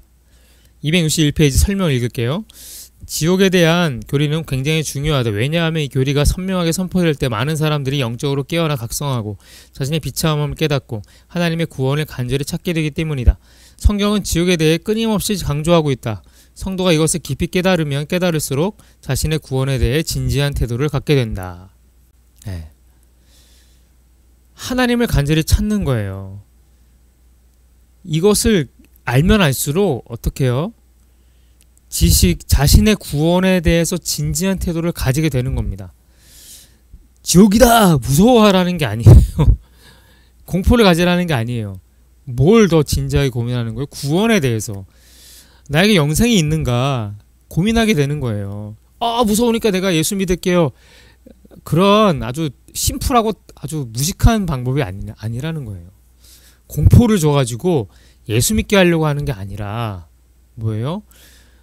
구원받은 내가 내 구원에 확신이 있는지, 나는 영생을 믿고 있는지를 계속 점검하라고 우리가 지옥을 배워야 된다라는 겁니다. 네. 교회가 선명하게 선포돼야 된다라는 거예요. 나 지옥에 관한 불신과 왜곡이 만연해 가고 있기 때문에 그래요. 마가복음입니다. 만일 내 손이 너를 범죄하게 하거든 찍어버리라. 장애인으로 영생에 들어가는 것이 두 손을 가지고 지옥 곧 꺼지지 않는 불에 들어가는 것보다 나으니. 불신, 지옥? 지옥이 있겠어요? 지금 이런 세상에 천국도 안 믿는데 지옥까지 믿겠습니까? 왜곡하는 거예요. 뭐 지옥을 되게 좀 축소시켜서 얘기하든지 좀 뭐라고 해야 될까요? 상상 속에 그려진 어떤 세계들 뭐 그런 식으로 지옥을 이야기를 합니다. 그래서 우리는 배워야 됩니다. 지옥을. 이유는 아시겠죠? 네. 하나님을 찾기 위해서, 내 구원의 확신을 날마다 확인하기 위해서, 그리고 지옥에 관한 불신과 왜곡이 너무나 만연해 가고 있기 때문에. 이단들이 맨날 사용하는 것이 지옥에 관련된 얘기잖아요. 뭐 666, 뭐 14만 4천 명, 뭐 맨날 이런 얘기 하고 있고, 왜곡되는 겁니다. 그래서 알아야 되는 거예요. 그렇다면 지옥은 실제로 존재하는가? 자, 성경은 지옥이 실제로 존재한다라고 말한다. 요한계시록 읽겠습니다. 또 그들을 미혹하는 마귀가 불과 유황못에 던져지니 거기는 그 짐승과 거짓 선지자도 있어 세세토록 밤낮 괴로움을 받으리라. 존재하는 겁니다. 실제로 존재합니다. 성경은 존재한다라고 말씀하고 있어요. 지옥은 상태가 아닌 실제적 물리적 장소이다. 계시록입니다. 거룩한 천사들 앞과 어린 양 앞에서 불과 유황으로 고난을 받으리니 그 고난의 연기가 세세토록 올라가리로다. 짐승과 그의 우상에게 경배하고 그의 이름 표를 받는 자는 누구든지 밤낮 쉼을 얻지 못하리라. 예. 아까 가번에서도 말씀에 밤낮, 여기도 밤낮 쉬지 못한다 나오죠. 자, 물리적인 장소예요. 실제적이면서도 물리적인 장소입니다. 네. 자, 지옥은 형벌을 위해 실제로 존재하는 물리적인 장소이다. 무엇을 위해서? 형벌을 위해서. 요한계시록입니다. 그도 하나님의 진노의 포도주를 마시리니 그 진노의 잔에 섞인 것이 없이 부은 포도주라. 거룩한 천사들 앞과 어린 양 앞에서 불과 유황으로 고난을 받으리라. 정리하자면 지옥은 단 한 가지의 목적을 위해서 존재하는 겁니다. 무엇입니까? 죄를 보복하기 위해서. 죄에 대해서, 죄악에 대해서 완전히 보복하고 죄에 대한 합당한 형벌을 가하기 위해서 지옥은 존재하는 거예요. 하나님은 이 세상에서 죄에 대해 심판하시고 벌하십니다. 하지만 이 땅에서 우리가 살아가는 동안 하나님이 벌하시고 징계하시는 거는요, 멸망시키려고 하시는 걸까요? 아니라는 거예요. 오히려 돌이키기를 원하시는 거예요. 오히려 그 완악함을 깨뜨려서 예수 그리스도를 믿는 그 믿음의 자리로 부르시기 위해서 하나님은 우리를 견책하시고 징계하시고 때리시는 겁니다. 그러나 지옥에서는요, 그러한 의도가 전혀 없어요. 지옥은 말 그대로 멸망을 위해서 존재하는 것이 지옥입니다. 죄에 합당한 징계와 형벌을 완전하고 순수하게 내리는 것, 가하는 것이 하나님의 의도예요. 목적이에요. 그게 지옥이에요. 그렇기 때문에 지옥의 형벌은요, 공의로울 뿐만 아니라 끔찍하죠. 예수님이 지옥을 묘사합니다. 이렇게 묘사해요. 불이 꺼지지 않는 곳이다. 구더기도 죽지 않는 곳이다. 구더기가 얼마나 약한 거예요? 조그만 열만 있어도 죽는데 그 꺼지지 않는 불 속에 들어갔는데 구더기도 안 죽는데요. 그러니 그 안 죽고 불에 타는 그걸 생각만 해도 얼마나 괴롭습니까? 그리고 슬피 이를 갈며 들어가는 곳이라고 말합니다. 계시록 10장 20절에 아까 읽었잖아요. 마귀가, 그죠? 미혹하는 마귀가 불과 유황 못에 던져진다. 그래서 거기 밤낮 끊이지 않는다. 밤낮 괴로움을 받는다. 그 세세토록과 밤낮이라는 표현에서요, 밤낮은요 무엇이냐, 시간을 가리지 않고 끊임없이 일어나는 것이 밤낮 없이예요. 시간이 없어요. 뭐 시간적 개념이 하나도 없는 거예요. 그냥 끊임없이 해요. 끊임없이. 생각만 해도 막 소름 돋지 않습니까? 그것이 지옥이에요. 형벌을 위해서 존재하는 곳, 지옥입니다. 그렇다면 지옥은 왜 창조되었나? 실제한다라는 걸 봤으니까. 그럼 왜 창조되었을까? 자, PPT를 함께 읽겠습니다. 하나님께서는 공의로운 재판장이기 때문에 자신이 창조하신 세계 속에서 악을 행하는 모든 자들을 그에 합당하게 형벌하시기 위하여 지옥을 창조하셨다라는 겁니다. 자, 마태복음입니다. 또 왼편에 있는 자들에게 이르시되 저주를 받은 자들아 나를 떠나라. 떠나 마귀와 그 사자들을 위하여 예비된 영원한 불에 들어가라. 지옥이죠. 지옥을 말하는 겁니다. 자, 그렇다면은 악을 행하는 모든 자들을 그에 합당하게 형벌하시기 위해서 창조하셨다고 나와 있잖아요. 그럼 구체적으로 왜 창조되었는지를 살펴보겠습니다. 그러니까 인간의 죄악의 측면을 봐야 돼요. 자, 죄의 질인데, 일단은 우리 261페이지 밑에 설명을 함께 읽겠습니다. 모든 죄가 얼마나 무한히 악한 성격을 가지고 있는지를 생각하든지 아니면 인간이 얼마나 많은 죄를 범했는지를 생각해보면 영원한 형벌의 정당성을 알 수 있다. 하나님이 죄인들을 영원히 형벌하시는 것은 정당하다. 모든 죄는 그것의 죄질에 따라 알맞은 형벌을 받아야 한다. 그런데 어떤 죄의 죄질이라는 것은 우리가 죄를 짓는 대상에 대하여 얼마나 큰 의무를 지고 있느냐에 따라 달라진다. 가령 똑같은 불순종이라도 부모에 불순종하는 것과 옆집 어른에게 불순종하는 것은 그 죄질이 달라진다. 왜냐하면 부모에게는 주 안에서 범사에 순종해야 하는 막중한 의무가 우리에게 부여되어 있지만 옆집 어른에겐 순종하는 것은 예절에 어긋나지만 않으면 각 사람이 양심의 자유에 달려있기 때문이다. 이런 차원에서 생각할 때 하나님을 사랑하고 순종해야 할 우리의 의무는 무한히 중요한 의무라고 할 수 있다. 왜냐하면 하나님은 무한히 높으시고 존귀하신 우리의 창조자이시기 때문이다. 그리고 이러한 차원에서 생각할 때에 하나님을 향한 우리의 죄는 단 한 가지 항목에서 범해진 죄라 하더라도 무한히 중요한 의무를 범한 것이기 때문에 그 죄질이 무한히 악한 것이요, 따라서 그 형벌 또한 무한히 형벌이 되어야 마땅하다. 그런데 우리 인간은 한 가지 죄만 범한 것이 아니라 죄로 가득한 존재이다. 마음과 생각이 악할 뿐 아니라 실제 행동으로도 셀 수 없이 많은 죄를 짓는다.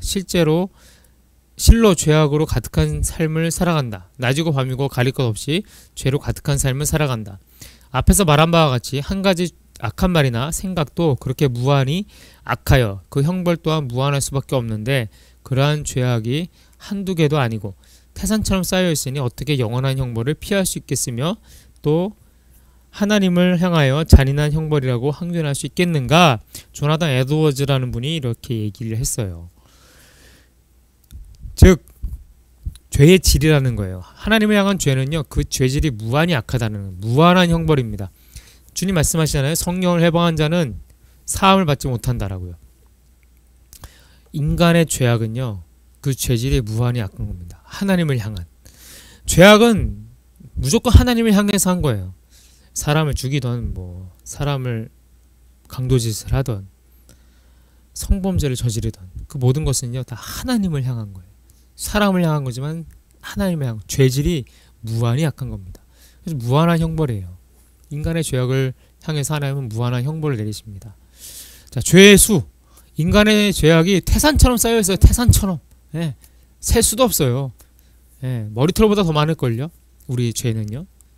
그래서 영원할 수밖에 없어요. 그 형벌은 영원할 수밖에 없습니다. 자, 두 번째, 하나님의 주권적인 측면이에요. 자, 하나님의 절대 주권은 지옥에 대해서도 여전히 유효하다. 조나단 에드워즈가 또 이런 말을 했습니다. 제가 읽어볼게요. 하나님은 위대하시고 영광스러우시며 만물 위에 무한히 뛰어나시기 때문에 절대적인 주권을 당연히 행사하실 수 있으며 모든 일을 자신이 기뻐하시는 뜻대로 이루어 나가실 권리가 있다. 하나님은 자신의 영광을 최고의 목적으로 놓고 행하실 권리가 있으시며 그 목적을 추구할 때 다른 피조물의 허락이나 지혜를 구하지 않으시고 또한 자기 자신의 행사에 대해 설명하지도 않으시고 오직 자기 자신의 지혜를 따라 행하실 권리가 있으시다. 하나님은 절대적으로 완전하시고 무한히 지혜로우시며 모든 지혜의 근원이시므로 모든 일을 자신의 뜻대로 결정하시는 것은 당연하다. 또 하나님은 창세전부터 홀로 계셨고 영원히 거하시며 이 세상에 존재하는 모든 것을 낳은 분이시므로 그와 같이 절대주권을 행사하는 것이 당연하다. 하나님은 만물의 창조자이시며 모든 만물이 하나도 빠짐없이 하나님을 절대적으로 의지하고 있기 때문에 하늘과 땅에서 자신의 모든 뜻대로 행하시는 게 당연하다.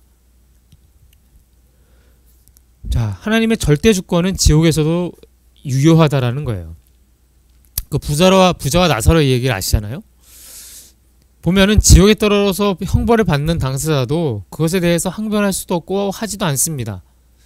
왜냐하면 하나님의 행사가 무한히 공의로우시기 때문에, 하나님의 절대주권 아래에서 얼마든지 가능한 일이기 때문에 제가 왜 여기 와야 됩니까? 제가 무슨 잘못을 했습니까? 항변하거나 어떤 벌의 형벌에 대해서 뭐라고 얘기할 수가 없는 거예요. 지옥의 존재로 인해서 하나님의 참되고 진실한 사랑에 대해 의심하지 않아야 되는 겁니다. 지옥이 있기 때문에 하나님의 사랑이 더 빛나는 겁니다. 하나님의 공의가 더 빛나는 거예요. 하나님은 회개하지 않는 죄인들을 향해 늘 발만 동동 구르는 그런 하나님이 아니에요. 우리가 자꾸만 오해하는데 물론 구원받기를 원하시고 기다리시죠. 하지만 죄인들을 향해서, 회개하지 않는 죄인들을 향해서 계속 발만 동동 구르시는 분이 아니시라는 거예요. 형벌을 내시고 징계하시는 분이 하나님이십니다. 하나님은 지옥을 만드시고 회개하지 않는 죄인들을 그곳에 직접 던져 넣으십니다. 그래서 자신의 진노로 직접 영원히 형벌하시는 심판자이시고 절대적인 주권자이시라는 거예요. 하나님의 주권입니다. 그렇다면 잠시만요. 네. 우리가 제가 잠시 생각이 안 났어요. 지옥이 왜 창조되었느냐를 우리가 그래서 인간의 측면, 그죠?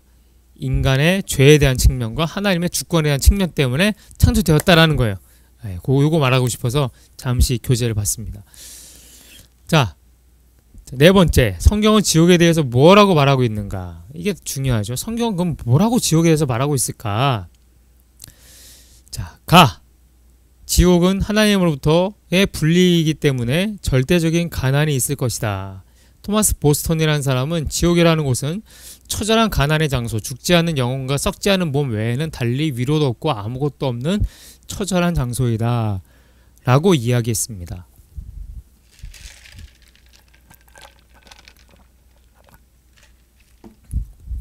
목이 아프네요. 네. 자, 현실적으로 주위를 둘러보면요, 어떤 사람들은 우리보다 더 부유하고 더 잘 살고 더 건강해요. 그렇죠. 예수도 모르는데, 하나님도 안 믿는데, 그 사람들의 입장에서는 뭐 하나님과 분리되는 것이 뭐 그렇게 큰 문제냐 라고 생각할 수 있다라는 거죠. 안 그렇습니까? 하나님 없어도, 하나님 몰라도, 안 믿어도 건강하고 잘 먹고 잘 살고 펑펑펑 돈 쓰면서 사는데, 참 그런 사람들 보면은 예수님이 정말 필요할까, 저 사람들에게는. 그런 생각이 들 때가 있어요. 하여튼 간에 그들의 입장에서는 그런 거죠. 하나님과 분리된 거 뭐 별로 그렇게 중요하지 않아. 이유가 뭘까요? 아까 말했던 일반 은총이에요. 일반 보편 은총이라고 말할 수 있는데, 하나님은 그들이 이 세상을 살아가는 동안에 여전히 그들에게 선한 것을 계속 공급하시기 때문에 그래요.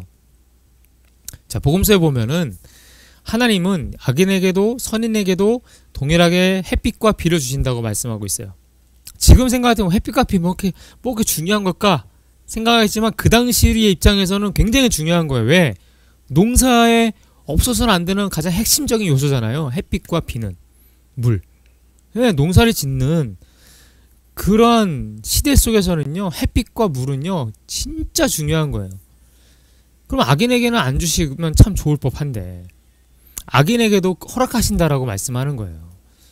기가 막힌 거죠.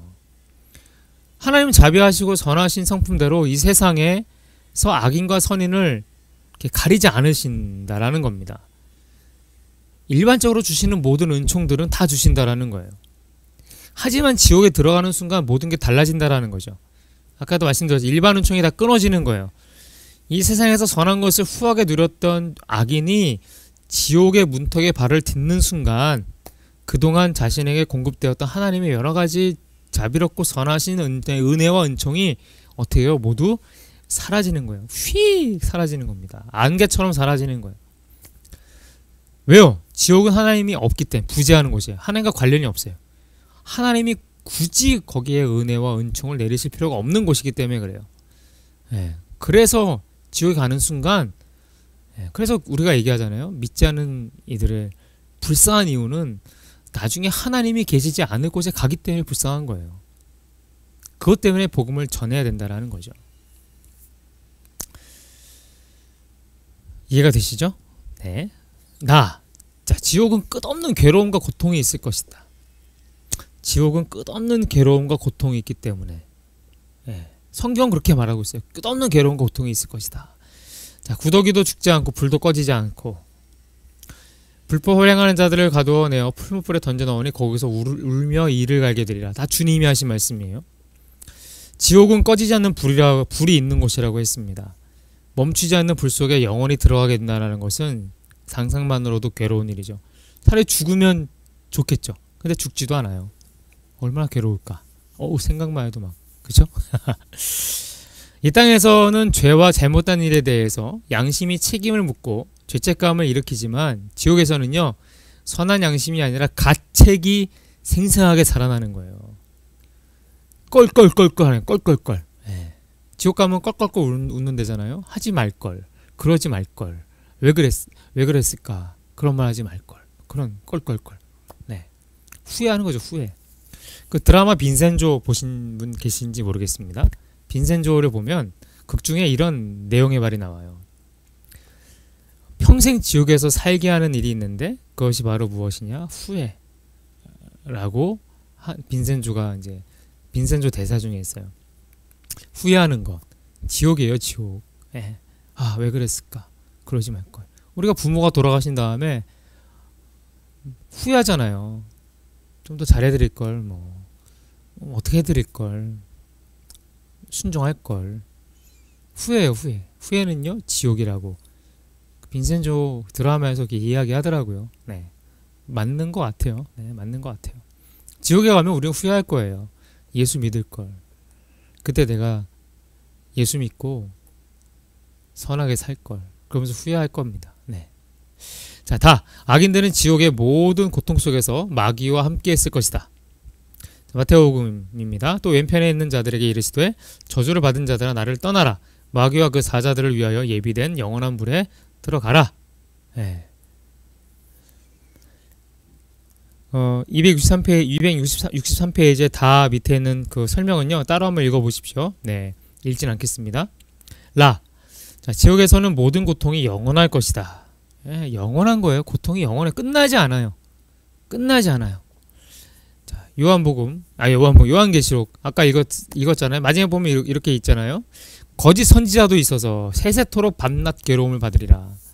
시간에 구애받지 않는 괴로움이에요. 시작과 끝이 없는 괴로움이죠. 아니, 시작은 있지만 끝이 없는 거죠. 예. 1초도 끝나지 않는 그 고통, 영원한 고통이죠. 예. 쉼이 없는, 생각만 해도 끔찍합니다. 네. 성경이 말하는 지옥. 네. 자, 지옥에 관한 교리를 삶 속에 구체적으로 어떻게 적용할 것인가? 자, 가. 늘 구원의 즉각성과 점진성을 깨닫고 지옥에 떨어지지 않도록 자기 자신을 돌아보아야 한다. 마태복음입니다. 그때 내가 그들에게 밝히 말하되 내가 너희를 도무지 알지 못하니 불법을 행하는 자들아 내게서 떠나가라 하리라. 우리는 스스로에게 물어봐야 됩니다. 능력을 행하고 그럴싸한 복음의 진리를 전하고 하기 전에 물어야 되는 질문이 있어요. 뭘 물어봐야 됩니까? 진실한 회개가 나에게 있는가? 매 순간 날마다 하나님 앞에 자신을 세워놓고 삶을 돌아보는 일, 성찰이라고 하죠. 매우 매우 중요한 일입니다. 아무리 예수의 이름으로 병을 고치고 놀라운 일을 행한다 하더라도 매일의 삶 속에서 나를 돌아보고 죄를 회개하고 그러지 않으면 우리는 어떻게 해요? 지옥을 두려워하게 될 거예요. 욥기를 보면 욥은 매일같이 자녀들을 모아놓고 하나님께 속죄의 제사를 드렸어요. 왜? 혹여라도 불식 중에 자녀들이 죄를 지었을까봐, 자기가 죄를 지었을까봐 속죄 제사를 드렸던 사람입니다. 하나님 말씀하시잖아요. 욥을 보았느냐? 세상 이 땅에서 그와 같은 의인이 없다 하실 정도로. 네. 우리는 어떨까요? 우리는 매일같이 제사는커녕 돌아보지도 않고 살고 있지 않습니까? 돌아보아야 돼요. 그리고 회개해야 됩니다. 회개할 거는. 그게 믿음이죠. 믿음의 생활입니다. 자, 나 복음과 그리스도의 십자가의 은혜를 생명처럼 여기며 살아가야 된다. 그렇죠? 내가 생명을 얻었어요. 무엇 때문에요? 십자가의 은혜 때문에. 그리스도 때문에. 그래서 복음, 그리스도, 예수 그리스도의 십자가 그 은혜를 생명처럼 여기면서 살아가는 거죠. 다 지옥으로 향하는 온 세상 사람들에게 복음을 선포하는 전도자가 되어야 한다. 복음 전해야죠. 지옥이 어떤 곳인지 알았으니까 복음 전해야 됩니다. 삶의 적용이에요. 삶의 적용. 자기 자신을 돌아보고 그리고 은혜를 기억하고 생명처럼 여기고 그리고 어떻게 해요? 이 두 가지를 가지고 복음을 전하러 가는 거죠. 말로도 전하고 삶으로도 전하고. 그게 우리가 해야 할 사명입니다. 네. 자, 25강으로 바로 들어갑니다. 죽음, 그 이후에 두 갈래의 길, 이제 천국편입니다. 천국편. 지옥을 봤으니 천국을 봐야죠. 자, 일상에서 교리로 우리 265페이지에 보면 읽을 거리가 있습니다. 읽으면서 설명할게요. 계시록에서 천국을 묘사하는 표현을 보면 우리는 에덴 동산을 떠올리게 된다. 에덴에서 있었던 생명나무, 4개의 강, 각종 보석, 그리고 하나님과의 동행, 동산이 더욱 확장된 하나님의 도성, 많은 이미지들이 겹치는 동시에 놀랍게 완성되고 확장되고 풍성해진다. 천국은 어떤 곳일까? 천국은 태초의 언약이 완벽하게 실현되는 곳이다. 하나님은 왕이 되시고 그의 백성은 영원토록 왕이신 하나님을 기뻐한다. 그곳은 만물과 만국이 소성하는 곳이다. 또한 하나님의 주권이 완벽히 실현되는 땅이며 하나님이 백성이 영원토록 왕노릇하는 곳이다. 천국은 태초의 문화 명령이 풍성히 열매를 거두는 곳이다. 따라서 죄악이 더 이상 가정과 노동과 사회와 문화에 영향을 끼칠 수 없다. 이 찬란한 도성에서는 에덴 동산에서 시작된 문화 명령이 완성된다. 무엇보다도 천국은 우리가 사랑하는 주님이 계시고 우리 영혼이 평안과 안식과 사랑을 누릴 수 있는 근원으로 하나님과 영원히 동행하는 너무나 좋은 곳이다. 어린 양과 함께 수많은 구원받은 백성들이 하나님을 찬양하고 예배하는 곳이다. 그곳에서 주님은 우리가 세상에 살면서 당한 고통과 고난의 눈물을 닦아주시고 우리를 품에 안아주신다. 그동안 우리는 세상의 인정과 학력, 경력, 돈과 명예와 안정을 가지려고 그토록 애썼지만 더 이상 이것들을 추구하지 않아도 그 자체로 완벽한 좋은 것이다. 나아가 세상의 모든 문화의 선한 열매들이 모여있기에 우리는 하나님의 도성에서 그것들을 찬란히 누린다. 그러므로 천국을 깊이 묵상하라, 믿으라, 사모하라. 세상을 이길 힘을 여기서 발견할 수 있을 것이다. 하나님을 대적하는 모든 가치관을 낱낱이 내려놓는 것이 바로 천국에 대한 진실한 갈망에서 시작이 된다. 자, 요약하면 요한계시록의 천국의 묘사와 에덴 동산으로 우리가 알 수 있다. 묘사를 보면 에덴 동산 같아요. 그런 곳이 천국이에요. 어떤 곳이냐? 문화 명령이 풍성히 열매 맺는 곳, 생육하고 번성하고 땅에 충만하고, 그러한 문화 명령이 태초의 언약이 완벽하게 실현되는 곳, 창조 때 하셨던 하나님의 그 태초의 언약이 다시 완벽하게 회복되고 소생되고 실현되는 곳이 천국입니다. 천국 묵상하고 믿고 사모해야 된다는 거죠. 자, 중심 구절, 성경 구절입니다. 요한복음입니다. 가서 너희를 위하여 처소를 예배하면 내가 다시 와서 너희를 내게로 영접하여 나 있는 곳에 너희도 있게 하리라. 요한계시록입니다. 이는 보좌 가운데서 계신 어린 양이 그들의 목자가 되사 생명수 샘으로 인도하시고 하나님께서 그들의 눈에서 모든 눈물을 씻어주실 것임이라. 아멘입니까? 네. 자, 핵심 목표입니다. 3가지입니다. 천국은 하나님의 어린 양과 영원히 교제하는 곳이며 우리 영혼에게 완전한 장소임을 안다. 하나님의 창조 목적이 회복되고 모든 민족이 함께 예배드릴 그날을 소망한다. 세속에 물든 가치관과 육신의 정욕을 내려놓고 천국 백성다운 삶을 살아간다. 천국이 어떤 곳인지, 그리고 천국에 대한 소망을 가지고 어떤 것인지 알기 위해 소망을 가지게 되잖아요. 그리고 나서 소망을 가지고 이 땅에서의 삶을 어떻게 해요? 천국 백성다운 삶을 살아가는 거죠. 천국의 시민권을 가진 사람들로 살아가는 겁니다. 자, 배울 내용입니다. 3가지입니다. 왜 천국에 대해서 배워야 하는가? 천국은 어디에 있는가? 천국은 어떤 곳인가? 네, 이제 교리와 함께 걷기 266페이지 맨 밑에 부분에 있습니다. 교리와 함께 걷기 부분입니다. 천국에 대한 오해, 이렇게 조금에 나와 있어요. 천국에 대한 오해가 많아요. 의외로 많습니다. 그래서 천국에 대해서 배워야 하는 거예요. 예. 그럼 왜 배워야 되는가? 천국에 대한 왜곡된 진리가 난무하기 때문에. 저 어렸을 때 그런 간증집들 많았어요. 테이프들 많았어요. 뭐 내가 천국에 왔는데 하나님 심판대 앞에서 내 창자가 막 하나님께서 창자를 막 끄집어내가지고 막 늘리고 뭐 줄이고 막 이렇게. 그리고 영화관에 그 화면보다 더 큰 화면이 그 속에 내 어렸을 때부터 죽기 전까지 모든 죄악들 낱낱이 쫙 필름처럼 영화처럼 다 나타나 버리고 막 그런, 듣기에도 막 소름 끼치고 무서운 그런 간증집들이 많았어요. 우리 주변에는요, 천국을 다녀온 경험을 간증하는 사람들이 많아요. 예. 물론 그 간증이 모두 거짓은 아니겠죠. 하지만 그런 간증에 귀를 기울일 필요가 없다라는 거예요. 아니, 그런 간증에 우리 귀를 내줄 이유가 없어요. 왜냐하면 하나님은 그런 방식으로 천국을 가르쳐주지 않으신다고 성경이 말씀하고 있으니까요. 앞에서 하나님의 계시인 성경은요, 그 자체로 이미 충분하다는 것을 배웠습니다. 그렇죠? 예, 하나님의 계시, 성경으로서 이미 다 충분하다고 배웠어요. 우리는 사실이라고 해도 체험이 말씀보다 권위를 가질 수는 없어요. 앞설 수 없습니다. 예, 이게 중요합니다. 아무리 사실이라고 하고 체험을 했다고 해도 하나님 말씀보다 권위가 있어서는 안 되는 거예요.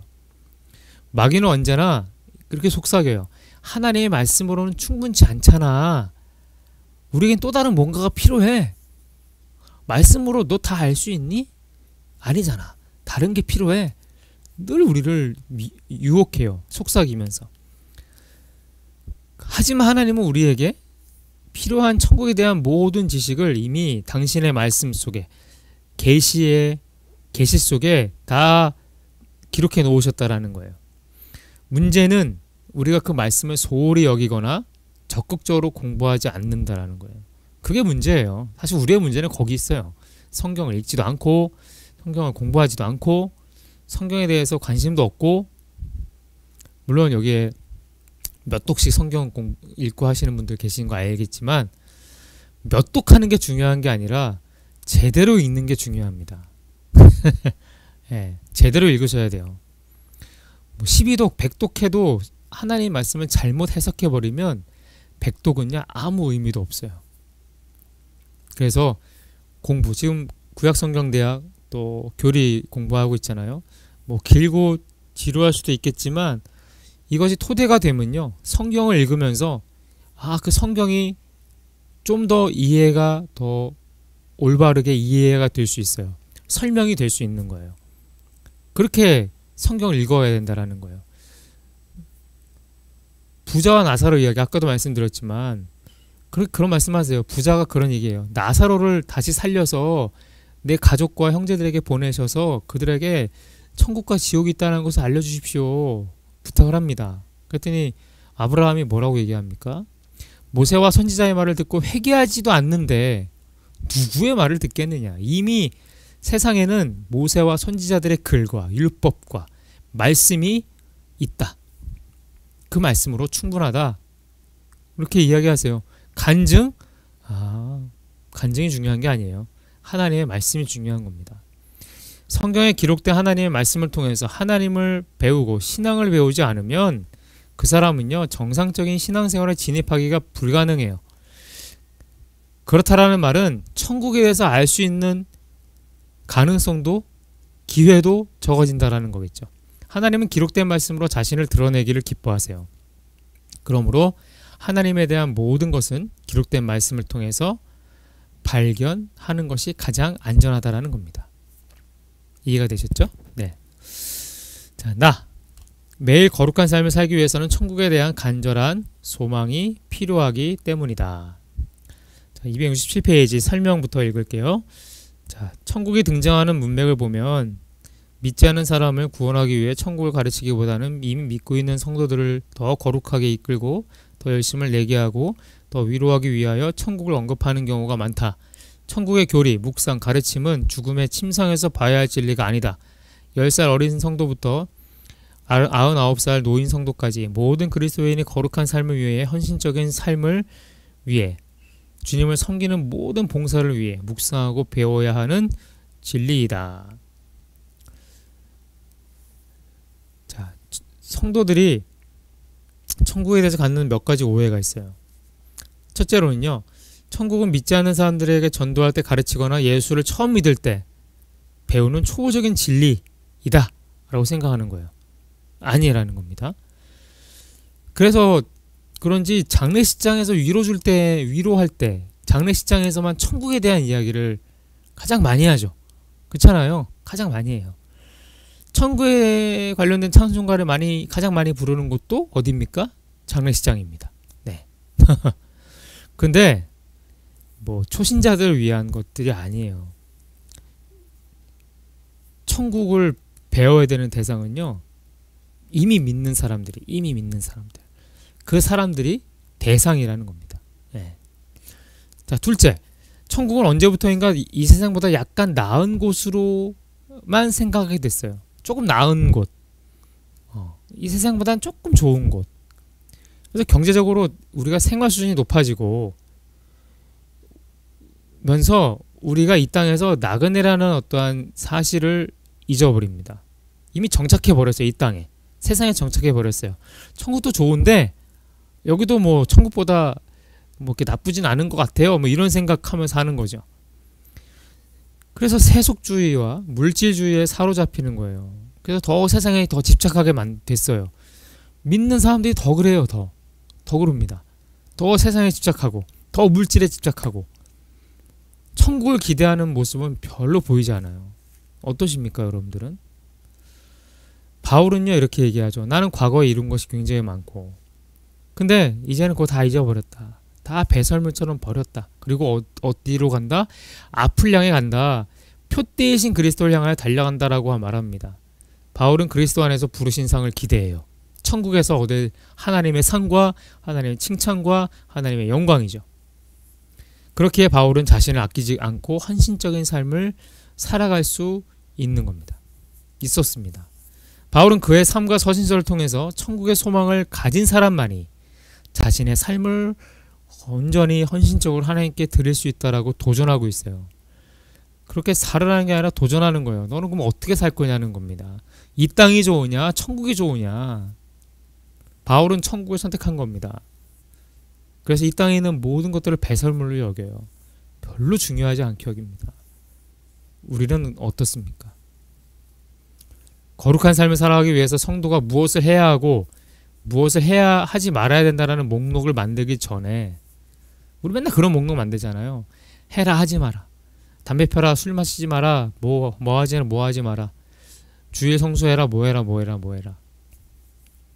그게 중요한 게 아니라 천국에 대한 소망을 분명히 하는 것. 그것만 분명히 되면요.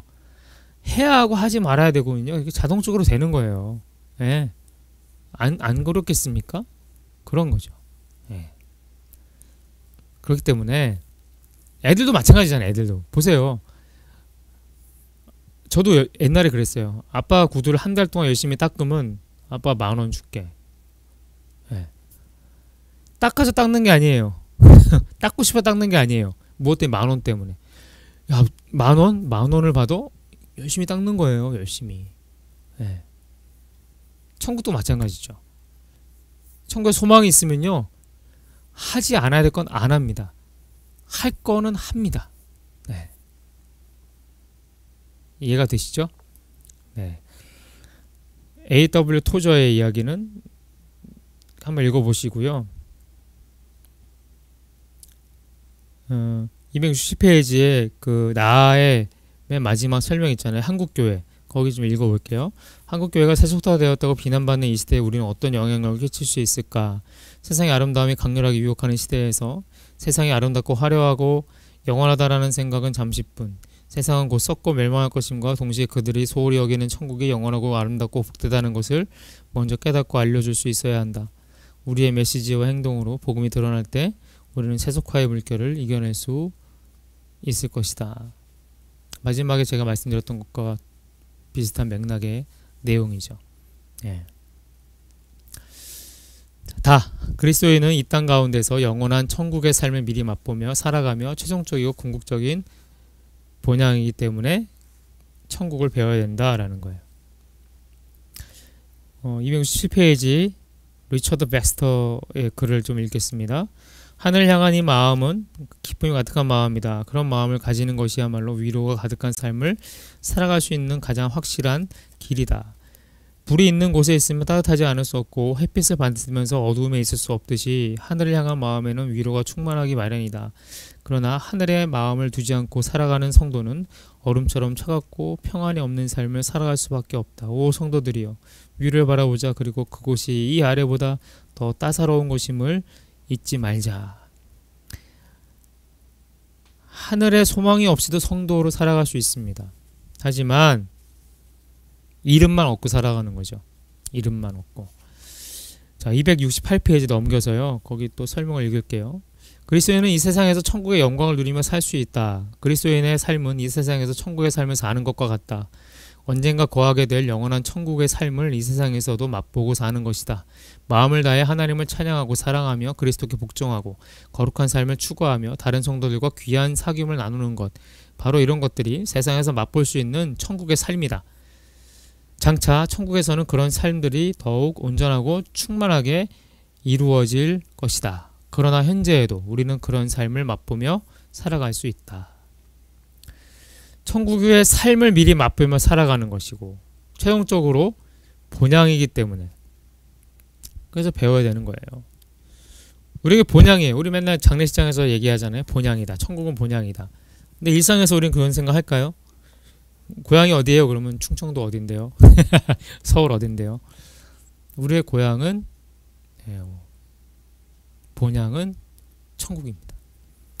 또한 그곳은 만물이 새롭게 되는 곳일 뿐만 아니라 우리의 이름이 기록되어 있는 우리의 기업이기도 해요. 우리의 이름이 새겨져 있어요.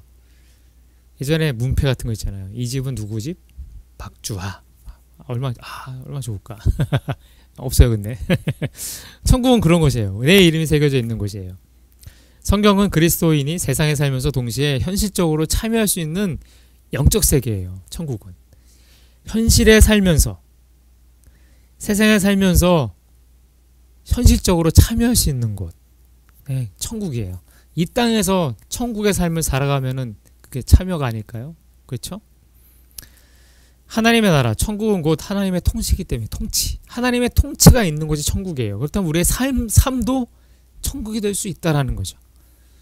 거룩한 삶은 새 속의 한복판에서 별처럼 빛나는 거예요. 교회에서 빛나는 곳, 거룩한 곳, 거룩한 사람들 많은 곳에서 빛날까요? 안 빛나요. 다 거룩하고 다 경건한 사람들인데 뭘 빛납니까? 어디서 빛납니까?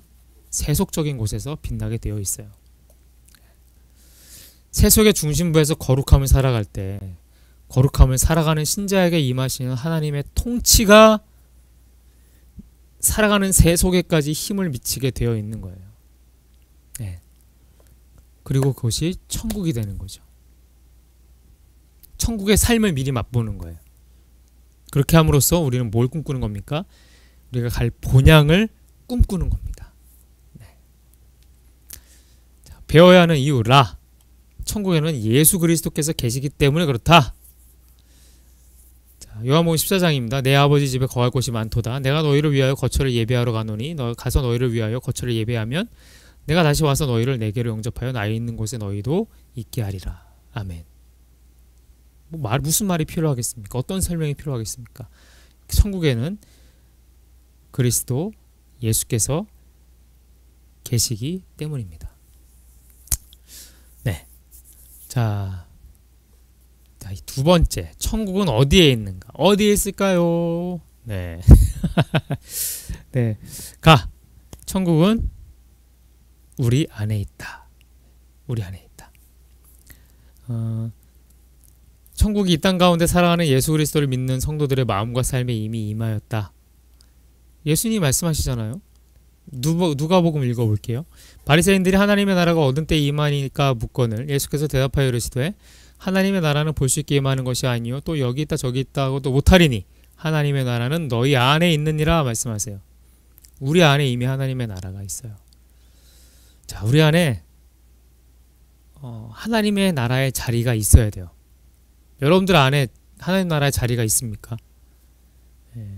아니면 내가 가지고 있는 걸 지켜야 된다라는 어떠한 사명감과 투철감으로 가득 차 있습니까?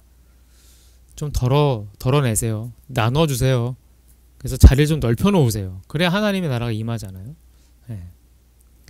하나님의 나라 천국은 우리 안에 이미 있습니다. 또 어디에 있습니까? 하늘에 있어요. 천국은 하나님의 집이요 영광과 능력과 아름다움과 사랑을 가장 완벽하게 우리에게 드러내는 곳이다 라고 이야기하고 있죠. 그 268페이지에 조나단 에드워즈의 글을 제가 읽어볼게요. 천국이 하나님 아버지의 집이요 그것이 영광과 사랑과 은혜가 충만한 곳이라는 이 설명만으로도 여러분의 마음이 움직이고 천국을 사모할 수 있습니까? 이 질문을 가지고 여러분 자신이 정말 성도인지 아닌지 시험해 보십시오. 시편 기자처럼 하늘 위에 주님 외에 누가 내게 있으리요 땅에서는 주밖에 내가 사모할 자 없나이다 라고 고백하는 사람은 오직 성도뿐입니다. 그러므로 여러분이 다른 어떤 것보다 또 하나님 자신을 소중히 여기는지 확인해 보십시오. 예. 천국엔 하늘의 소망을 둬야죠. 거기에 누가 계시니까? 하나님이 계시니까. 요한복음 17장에 아버지여 내게 주신 자도 나 있는 곳에 나와 함께 있어 나의 영광을 그들로 보게 하시기를 원하옵나이다. 주님 그렇게 기도하세요. 나 있는 곳에 함께 있어서 하나님의 영광 볼 수 있게 해달라고. 그렇다면 성경이 말하는 세 곳의 하늘이 있습니다. 첫째 하늘은 대기권. 대기권은 뭡니까? 대기가 있는 하늘이죠. 그게 대기권이에요. 자, 두 번째 우주공간. 말 그대로 우주공간이에요. 셋째 하늘 천국입니다. 자, 고린도후서에 보면은 이 세 하늘을 얘기해요. 바울이 내가 그리스도 안에 있는 한 사람을 아노니 그는 14년 전에 셋째 하늘에 이끌려간 자라. 바울은 천국을 경험하고 왔습니다. 성경은 천국에 대한 우리의 호기심을 만족시켜줄까요? 만족시켜주지 않을까요? 만족시켜주지 않아요. 참 신기하죠. 천국에 대해서 궁금한데 만족시켜주지 않습니다. 온갖 비유와 상징으로 설명될 뿐이에요. 요한계시록에는 천국에 대해 조금 더 상세하게 기록되어 있지만 그마저도 비유로 기록되어 있어서 그 뜻을 정확하게 아는 사람은 없어요. 신학자도 없고 목회자도 없습니다. 많은 성경의 주석가들이 여러 가지로 해석했지만 사실 그것이 정확하게 그런 뜻인지는 보장을 못해요. 사도 요한을 만나야 되죠. 네. 물어봐야 됩니다. 그분이 원저자이니까. 네. 예수의 설명도 이런 거예요. 아버지의 집이다. 나와 함께 거하는 곳이다. 내가 있는 곳이다. 정도가 전부입니다. 실제로 천국에 가보아야만 아는 겁니다. 그렇잖아요. 가봐야 아는 거예요. 온 사람이 없으니까. 그렇잖아요. 갔다가 온 사람이 없어요. 물론 뭐 간증하는 사람들 있지만 어떻게 다 그거를 다 참이라고 또 말할 수 있겠어요. 결국은 갔다가 온 사람이 없어요. 진짜로 갔다가 온 사람, 잠시 갔다 온 사람이 아니라 진짜 갔다 온 사람이 우리에게 필요한 거죠. 없으니까 우리가 가야 돼요. 만일 요한계시록의 모든 비유를 낱낱이 설명해 주겠다는 사람들을 만나거든요. 그냥 귀를 막아버리고 자리를 피하시는 게 가장 좋은 상책입니다. 현명한 처신이에요. 왜냐하면 예수님도 바울도 베드로도 요한도 천국에 대해서 결코 자세하게 이야기하지 않기 때문에 그래요. 바울도 얘기하잖아요. 이끌려갔지만 그거에 대해서 자랑도 안 합니다. 설명도 안 합니다. 얘기도 안 합니다. 예. 바울이 왜 얘기 안 했을까? 분명히 그것은요. 이야기로는 설명해낼 수 있는 것이 아니라는 거죠. 그래서 얘기를 안 한 거죠. 그렇기 때문에 우리는요. 성경이 우리 가운데 명확하게 이야기하는 중요한 요소들을 깊이 알고 자주 묵상을 해야 되는 거예요. 네. 성경도 자주 읽어야 되겠죠. 우리에겐 그것이 필요하다라는 겁니다. 자, 세 번째. 그럼 천국은 어떤 곳이냐? 자, 천국은 어린 양이신 예수 그리스도와 영원히 함께 있는 곳이다. 요한계시록 19장. 천사가 내게 말하기를 기록하라. 어린 양의 혼인잔치에 청함을 받은 자들은 복이 있도다 하고 또 내게 말하되 이것은 하나님의 참되신 말씀이라 하기로. 자, 어린 양이신. 왜 어린 양이실까요? 우리의 죄책을 대신 지시고 번제물로 바쳐진 어린 양과 같기 때문에 어린 양이라는 거예요. 그분이 계신 곳, 예수 그리스도와 영원히 함께 있는 곳이 우리를 구원하신 분, 우리의 구원을 확인해 주실 분, 박주아 너는 구원받은 사람이다 라고 확인해 주실 분이 그곳에 계시기 때문에 그곳이 천국이에요. 예수 그리스도가 계신 곳, 그것이 천국입니다. 자, 바울이 이런 얘기합니다. 우리가 지금은 거울로 보는 것 같이 희미하나 그때에는 얼굴과 얼굴을 대하여 볼 것이요 지금은 내가 부분적으로 아나 그때에는 주께서 나를 아신 것 같이 내가 온전히 알리라. 지금은 알 수 없어요. 언제 압니까? 그때 가야 아는 겁니다. 예. 그런 곳이에요. 천국은. 자, 천국은 우리 영혼이 거하기에 가장 완전하고 완벽하고 거룩한 곳이기 때문에 곳이다. 그런 곳이에요. 천국은 완전하고 완벽하고 거룩한 곳. 히브리서 12장 말씀입니다. 하늘에 기록된 장자들의 모임과 교회와 만민의 심판자이신 하나님과 및 온전하게 된 의인의 영들과, 온전하게 된, 그죠? 장자들의 모임, 그죠? 예. 완전하고 완벽하고 거룩한 곳. 천국에 가장 큰 표지판이 있다면 아마도 이런 거 아닐까요? 이곳은 더 이상 죄인이 없다. 그럴 거예요. 맞아요. 하나님의 영광과 그리스도의 임재만 있을 뿐 아니라 더 이상 죄가 없는 곳이죠. 죄로 인해 괴로울 것이 전혀 없는 곳, 그것이 천국입니다. 269페이지에 잠깐만 해서 천국에 없는 것, 완전하고 온전한 것, 이렇게 나와 있어요. 한번 볼게요. 자, 천국에 없는 것은 무엇일까요? 천국에는 성전이 없다. 이미 하나님이 계신 곳인데 성전이라는 건물이 없어요. 천국에는 해와 달과 같은 발광체가 없다. 이미 그리스도의 영광의 빛으로 찬란한 곳입니다. 천국에는 안전사고가 없다. 안전사고 없어요. 네, 안전사고가 없습니다. 네.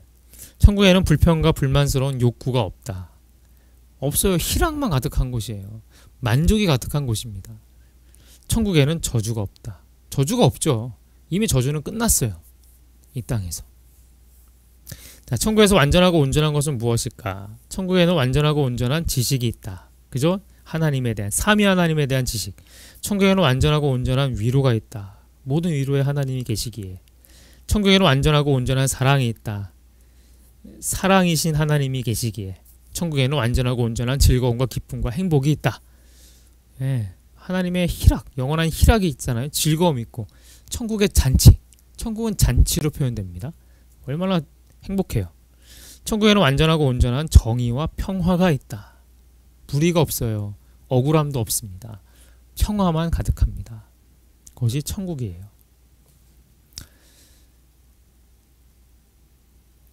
자, 이거 봤고요. 자, 다 천국은 그리스도인들이 영광스러운 몸으로 부활하여 영원히 살게 되는 것이다. 요한일서 3장입니다. 사랑하는 자들아, 우리가 지금은 하나님의 자녀라. 장래에 어떻게 될지는 아직 나타나지 아니하였으나 그가 나타나시면 우리가 그와 같을 줄을 아는 것은 그의 참모습 그대로 볼 것이기 때문이니. 예수 그리스도의 참모습을 보는 것은 언제입니까? 우리가 부활할 때, 우리가 새로운 몸으로 부활할 때 새로운 몸으로 우리에게 오시는, 임하시는 재림의 주를 우리는 보게 되는 겁니다. 천국은 그런 곳이에요. 영광스러운 몸으로 부활하여 영원히 살게 되는 곳입니다. 참 하나님을 보는 것인 거죠.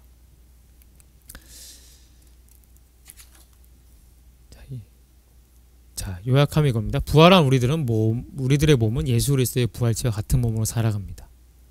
두 번째, 부활한 몸은 현재 지니고 있는 몸이 영화롭게 된 새로운 상태의 몸으로 변화되어 살아가는 겁니다. 천국은 그런 곳인 거예요. 새로운 부활체로, 새로운 상태의 몸으로 변화돼서, 그곳이 천국입니다. 천국은 거룩한 백성들과 거룩한 교제가 있는 것이다. 고린도서 13장 아까 읽어봤죠. 그 찬송가중에 그런 게 있어요. 앞서간 성도들을 만나보리. 우리를 기다리는 성도들을 만나서 교제하는 거예요. 하나님과의 교제, 그리스도의 교제가 있지만 거룩한 천국의 백성들과의 교제가 있는 곳이에요. 네, 그런 곳이 천국입니다. 자, 요한계시록 함께 있습니다. 내가 들으니 보좌에서 큰 음성이 나서 이르되 보라, 하나님의 장막이 사람들과 함께 있음에 하나님이 그들과 함께 계시리니 그들은 하나님의 백성이 되고 하나님은 친히 그들과 함께 계셔서. 하나님과 천국 백성들과의 어떠한 교제가 일어나는 곳이 천국이라는 겁니다. 자, 천국은 완전하고 온전한 정의와 평화가 있는 곳이다. 이사야서 한번 읽어보시면 되시고요.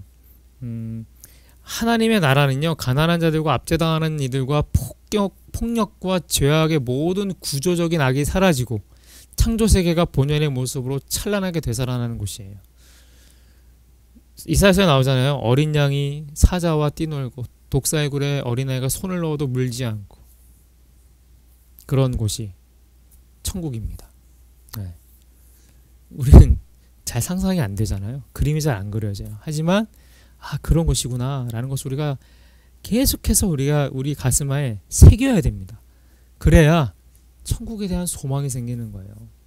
이 땅의 괴로움을 견뎌낼 수 있는 힘이 되는 거, 원동력이 되는 겁니다. 그 원동력을 주는 것이 천국의 소망이라는 겁니다. 자, 결론입니다. 천국은 하나님의 영광에 충만하고 그리스도가 그 중심에서 우리와 영원히 함께 계시고 우리의 영혼과 몸이 영광스럽게 부활하여 거룩한 성도들과 교제하며 아무런 고통이나 이별의 걱정 없이 천국에서 영원히 살게 될 것이다. 그러므로 천국을 깊이 묵상하라, 믿으라, 사모하라. 아멘입니까? 아멘입니다. 네. 자, 이렇게 해서 세 강을 쫙 마쳤습니다. 시간이 좀 길지만 도움이 되셨으면 좋겠습니다. 얘도 좀 뭔가 개념이 좀 잡히실 것 같아요. 예, 그러셨으면 좋겠어요. 그래서 우리의 믿음의 삶이 조금 더 능력이 있었으면 좋겠습니다. 방언하고 뭐 이렇게 병 고치고 그런 능력 말고요. 삶을 살아가면서 고통에 맞설 수 있는 능력이 되는 거죠. 괴로움에 맞설 수 있는 능력이 되는 겁니다. 질병이 와도 그것을 절망하지 않고 그것을 바라볼 수 있는 능력이죠. 그게 어디서 오는 겁니까? 바로 죽음을 알고 지옥을 알고 천국을 아는 지식에서 오는 거예요. 네. 여러분들이 그런 능력을 소유하셨으면 좋겠습니다. 제가 기도하고 마치겠습니다. 하나님, 오늘 죽음에 대해서 또 지옥에 대해서 천국에 대해서 함께 공부했습니다. 하나님, 이 시간을 통해서 죽음에 대한 우리의 가치관과 생각과 시각에 변화가 있게 하시고 지옥에 대한 천국에 대한 왜곡된 생각들이 다시 수정되게 하시고 온전한 천국의 소망을 가지고 또 이 땅에서 내가 천국의 백성답게 살아가야 될 이유가 무엇임을 알고 천국 백성으로 살아갈 수 있는 우리가 되기를 원합니다. 능력 있는 자들이 되기를 원합니다. 하나님을 알기에, 천국을 알기에, 지옥을 알기에, 또 죽음의 의미를 알기에 아버지 능력 있는 자들로 살아가기를 원하오니 하나님 우리와 함께 하시고 날마다 새 힘 주시고 새로운 영을 부어 주시옵소서. 감사드립니다. 예수님의 이름으로 기도합니다. 아멘. 수고하셨습니다.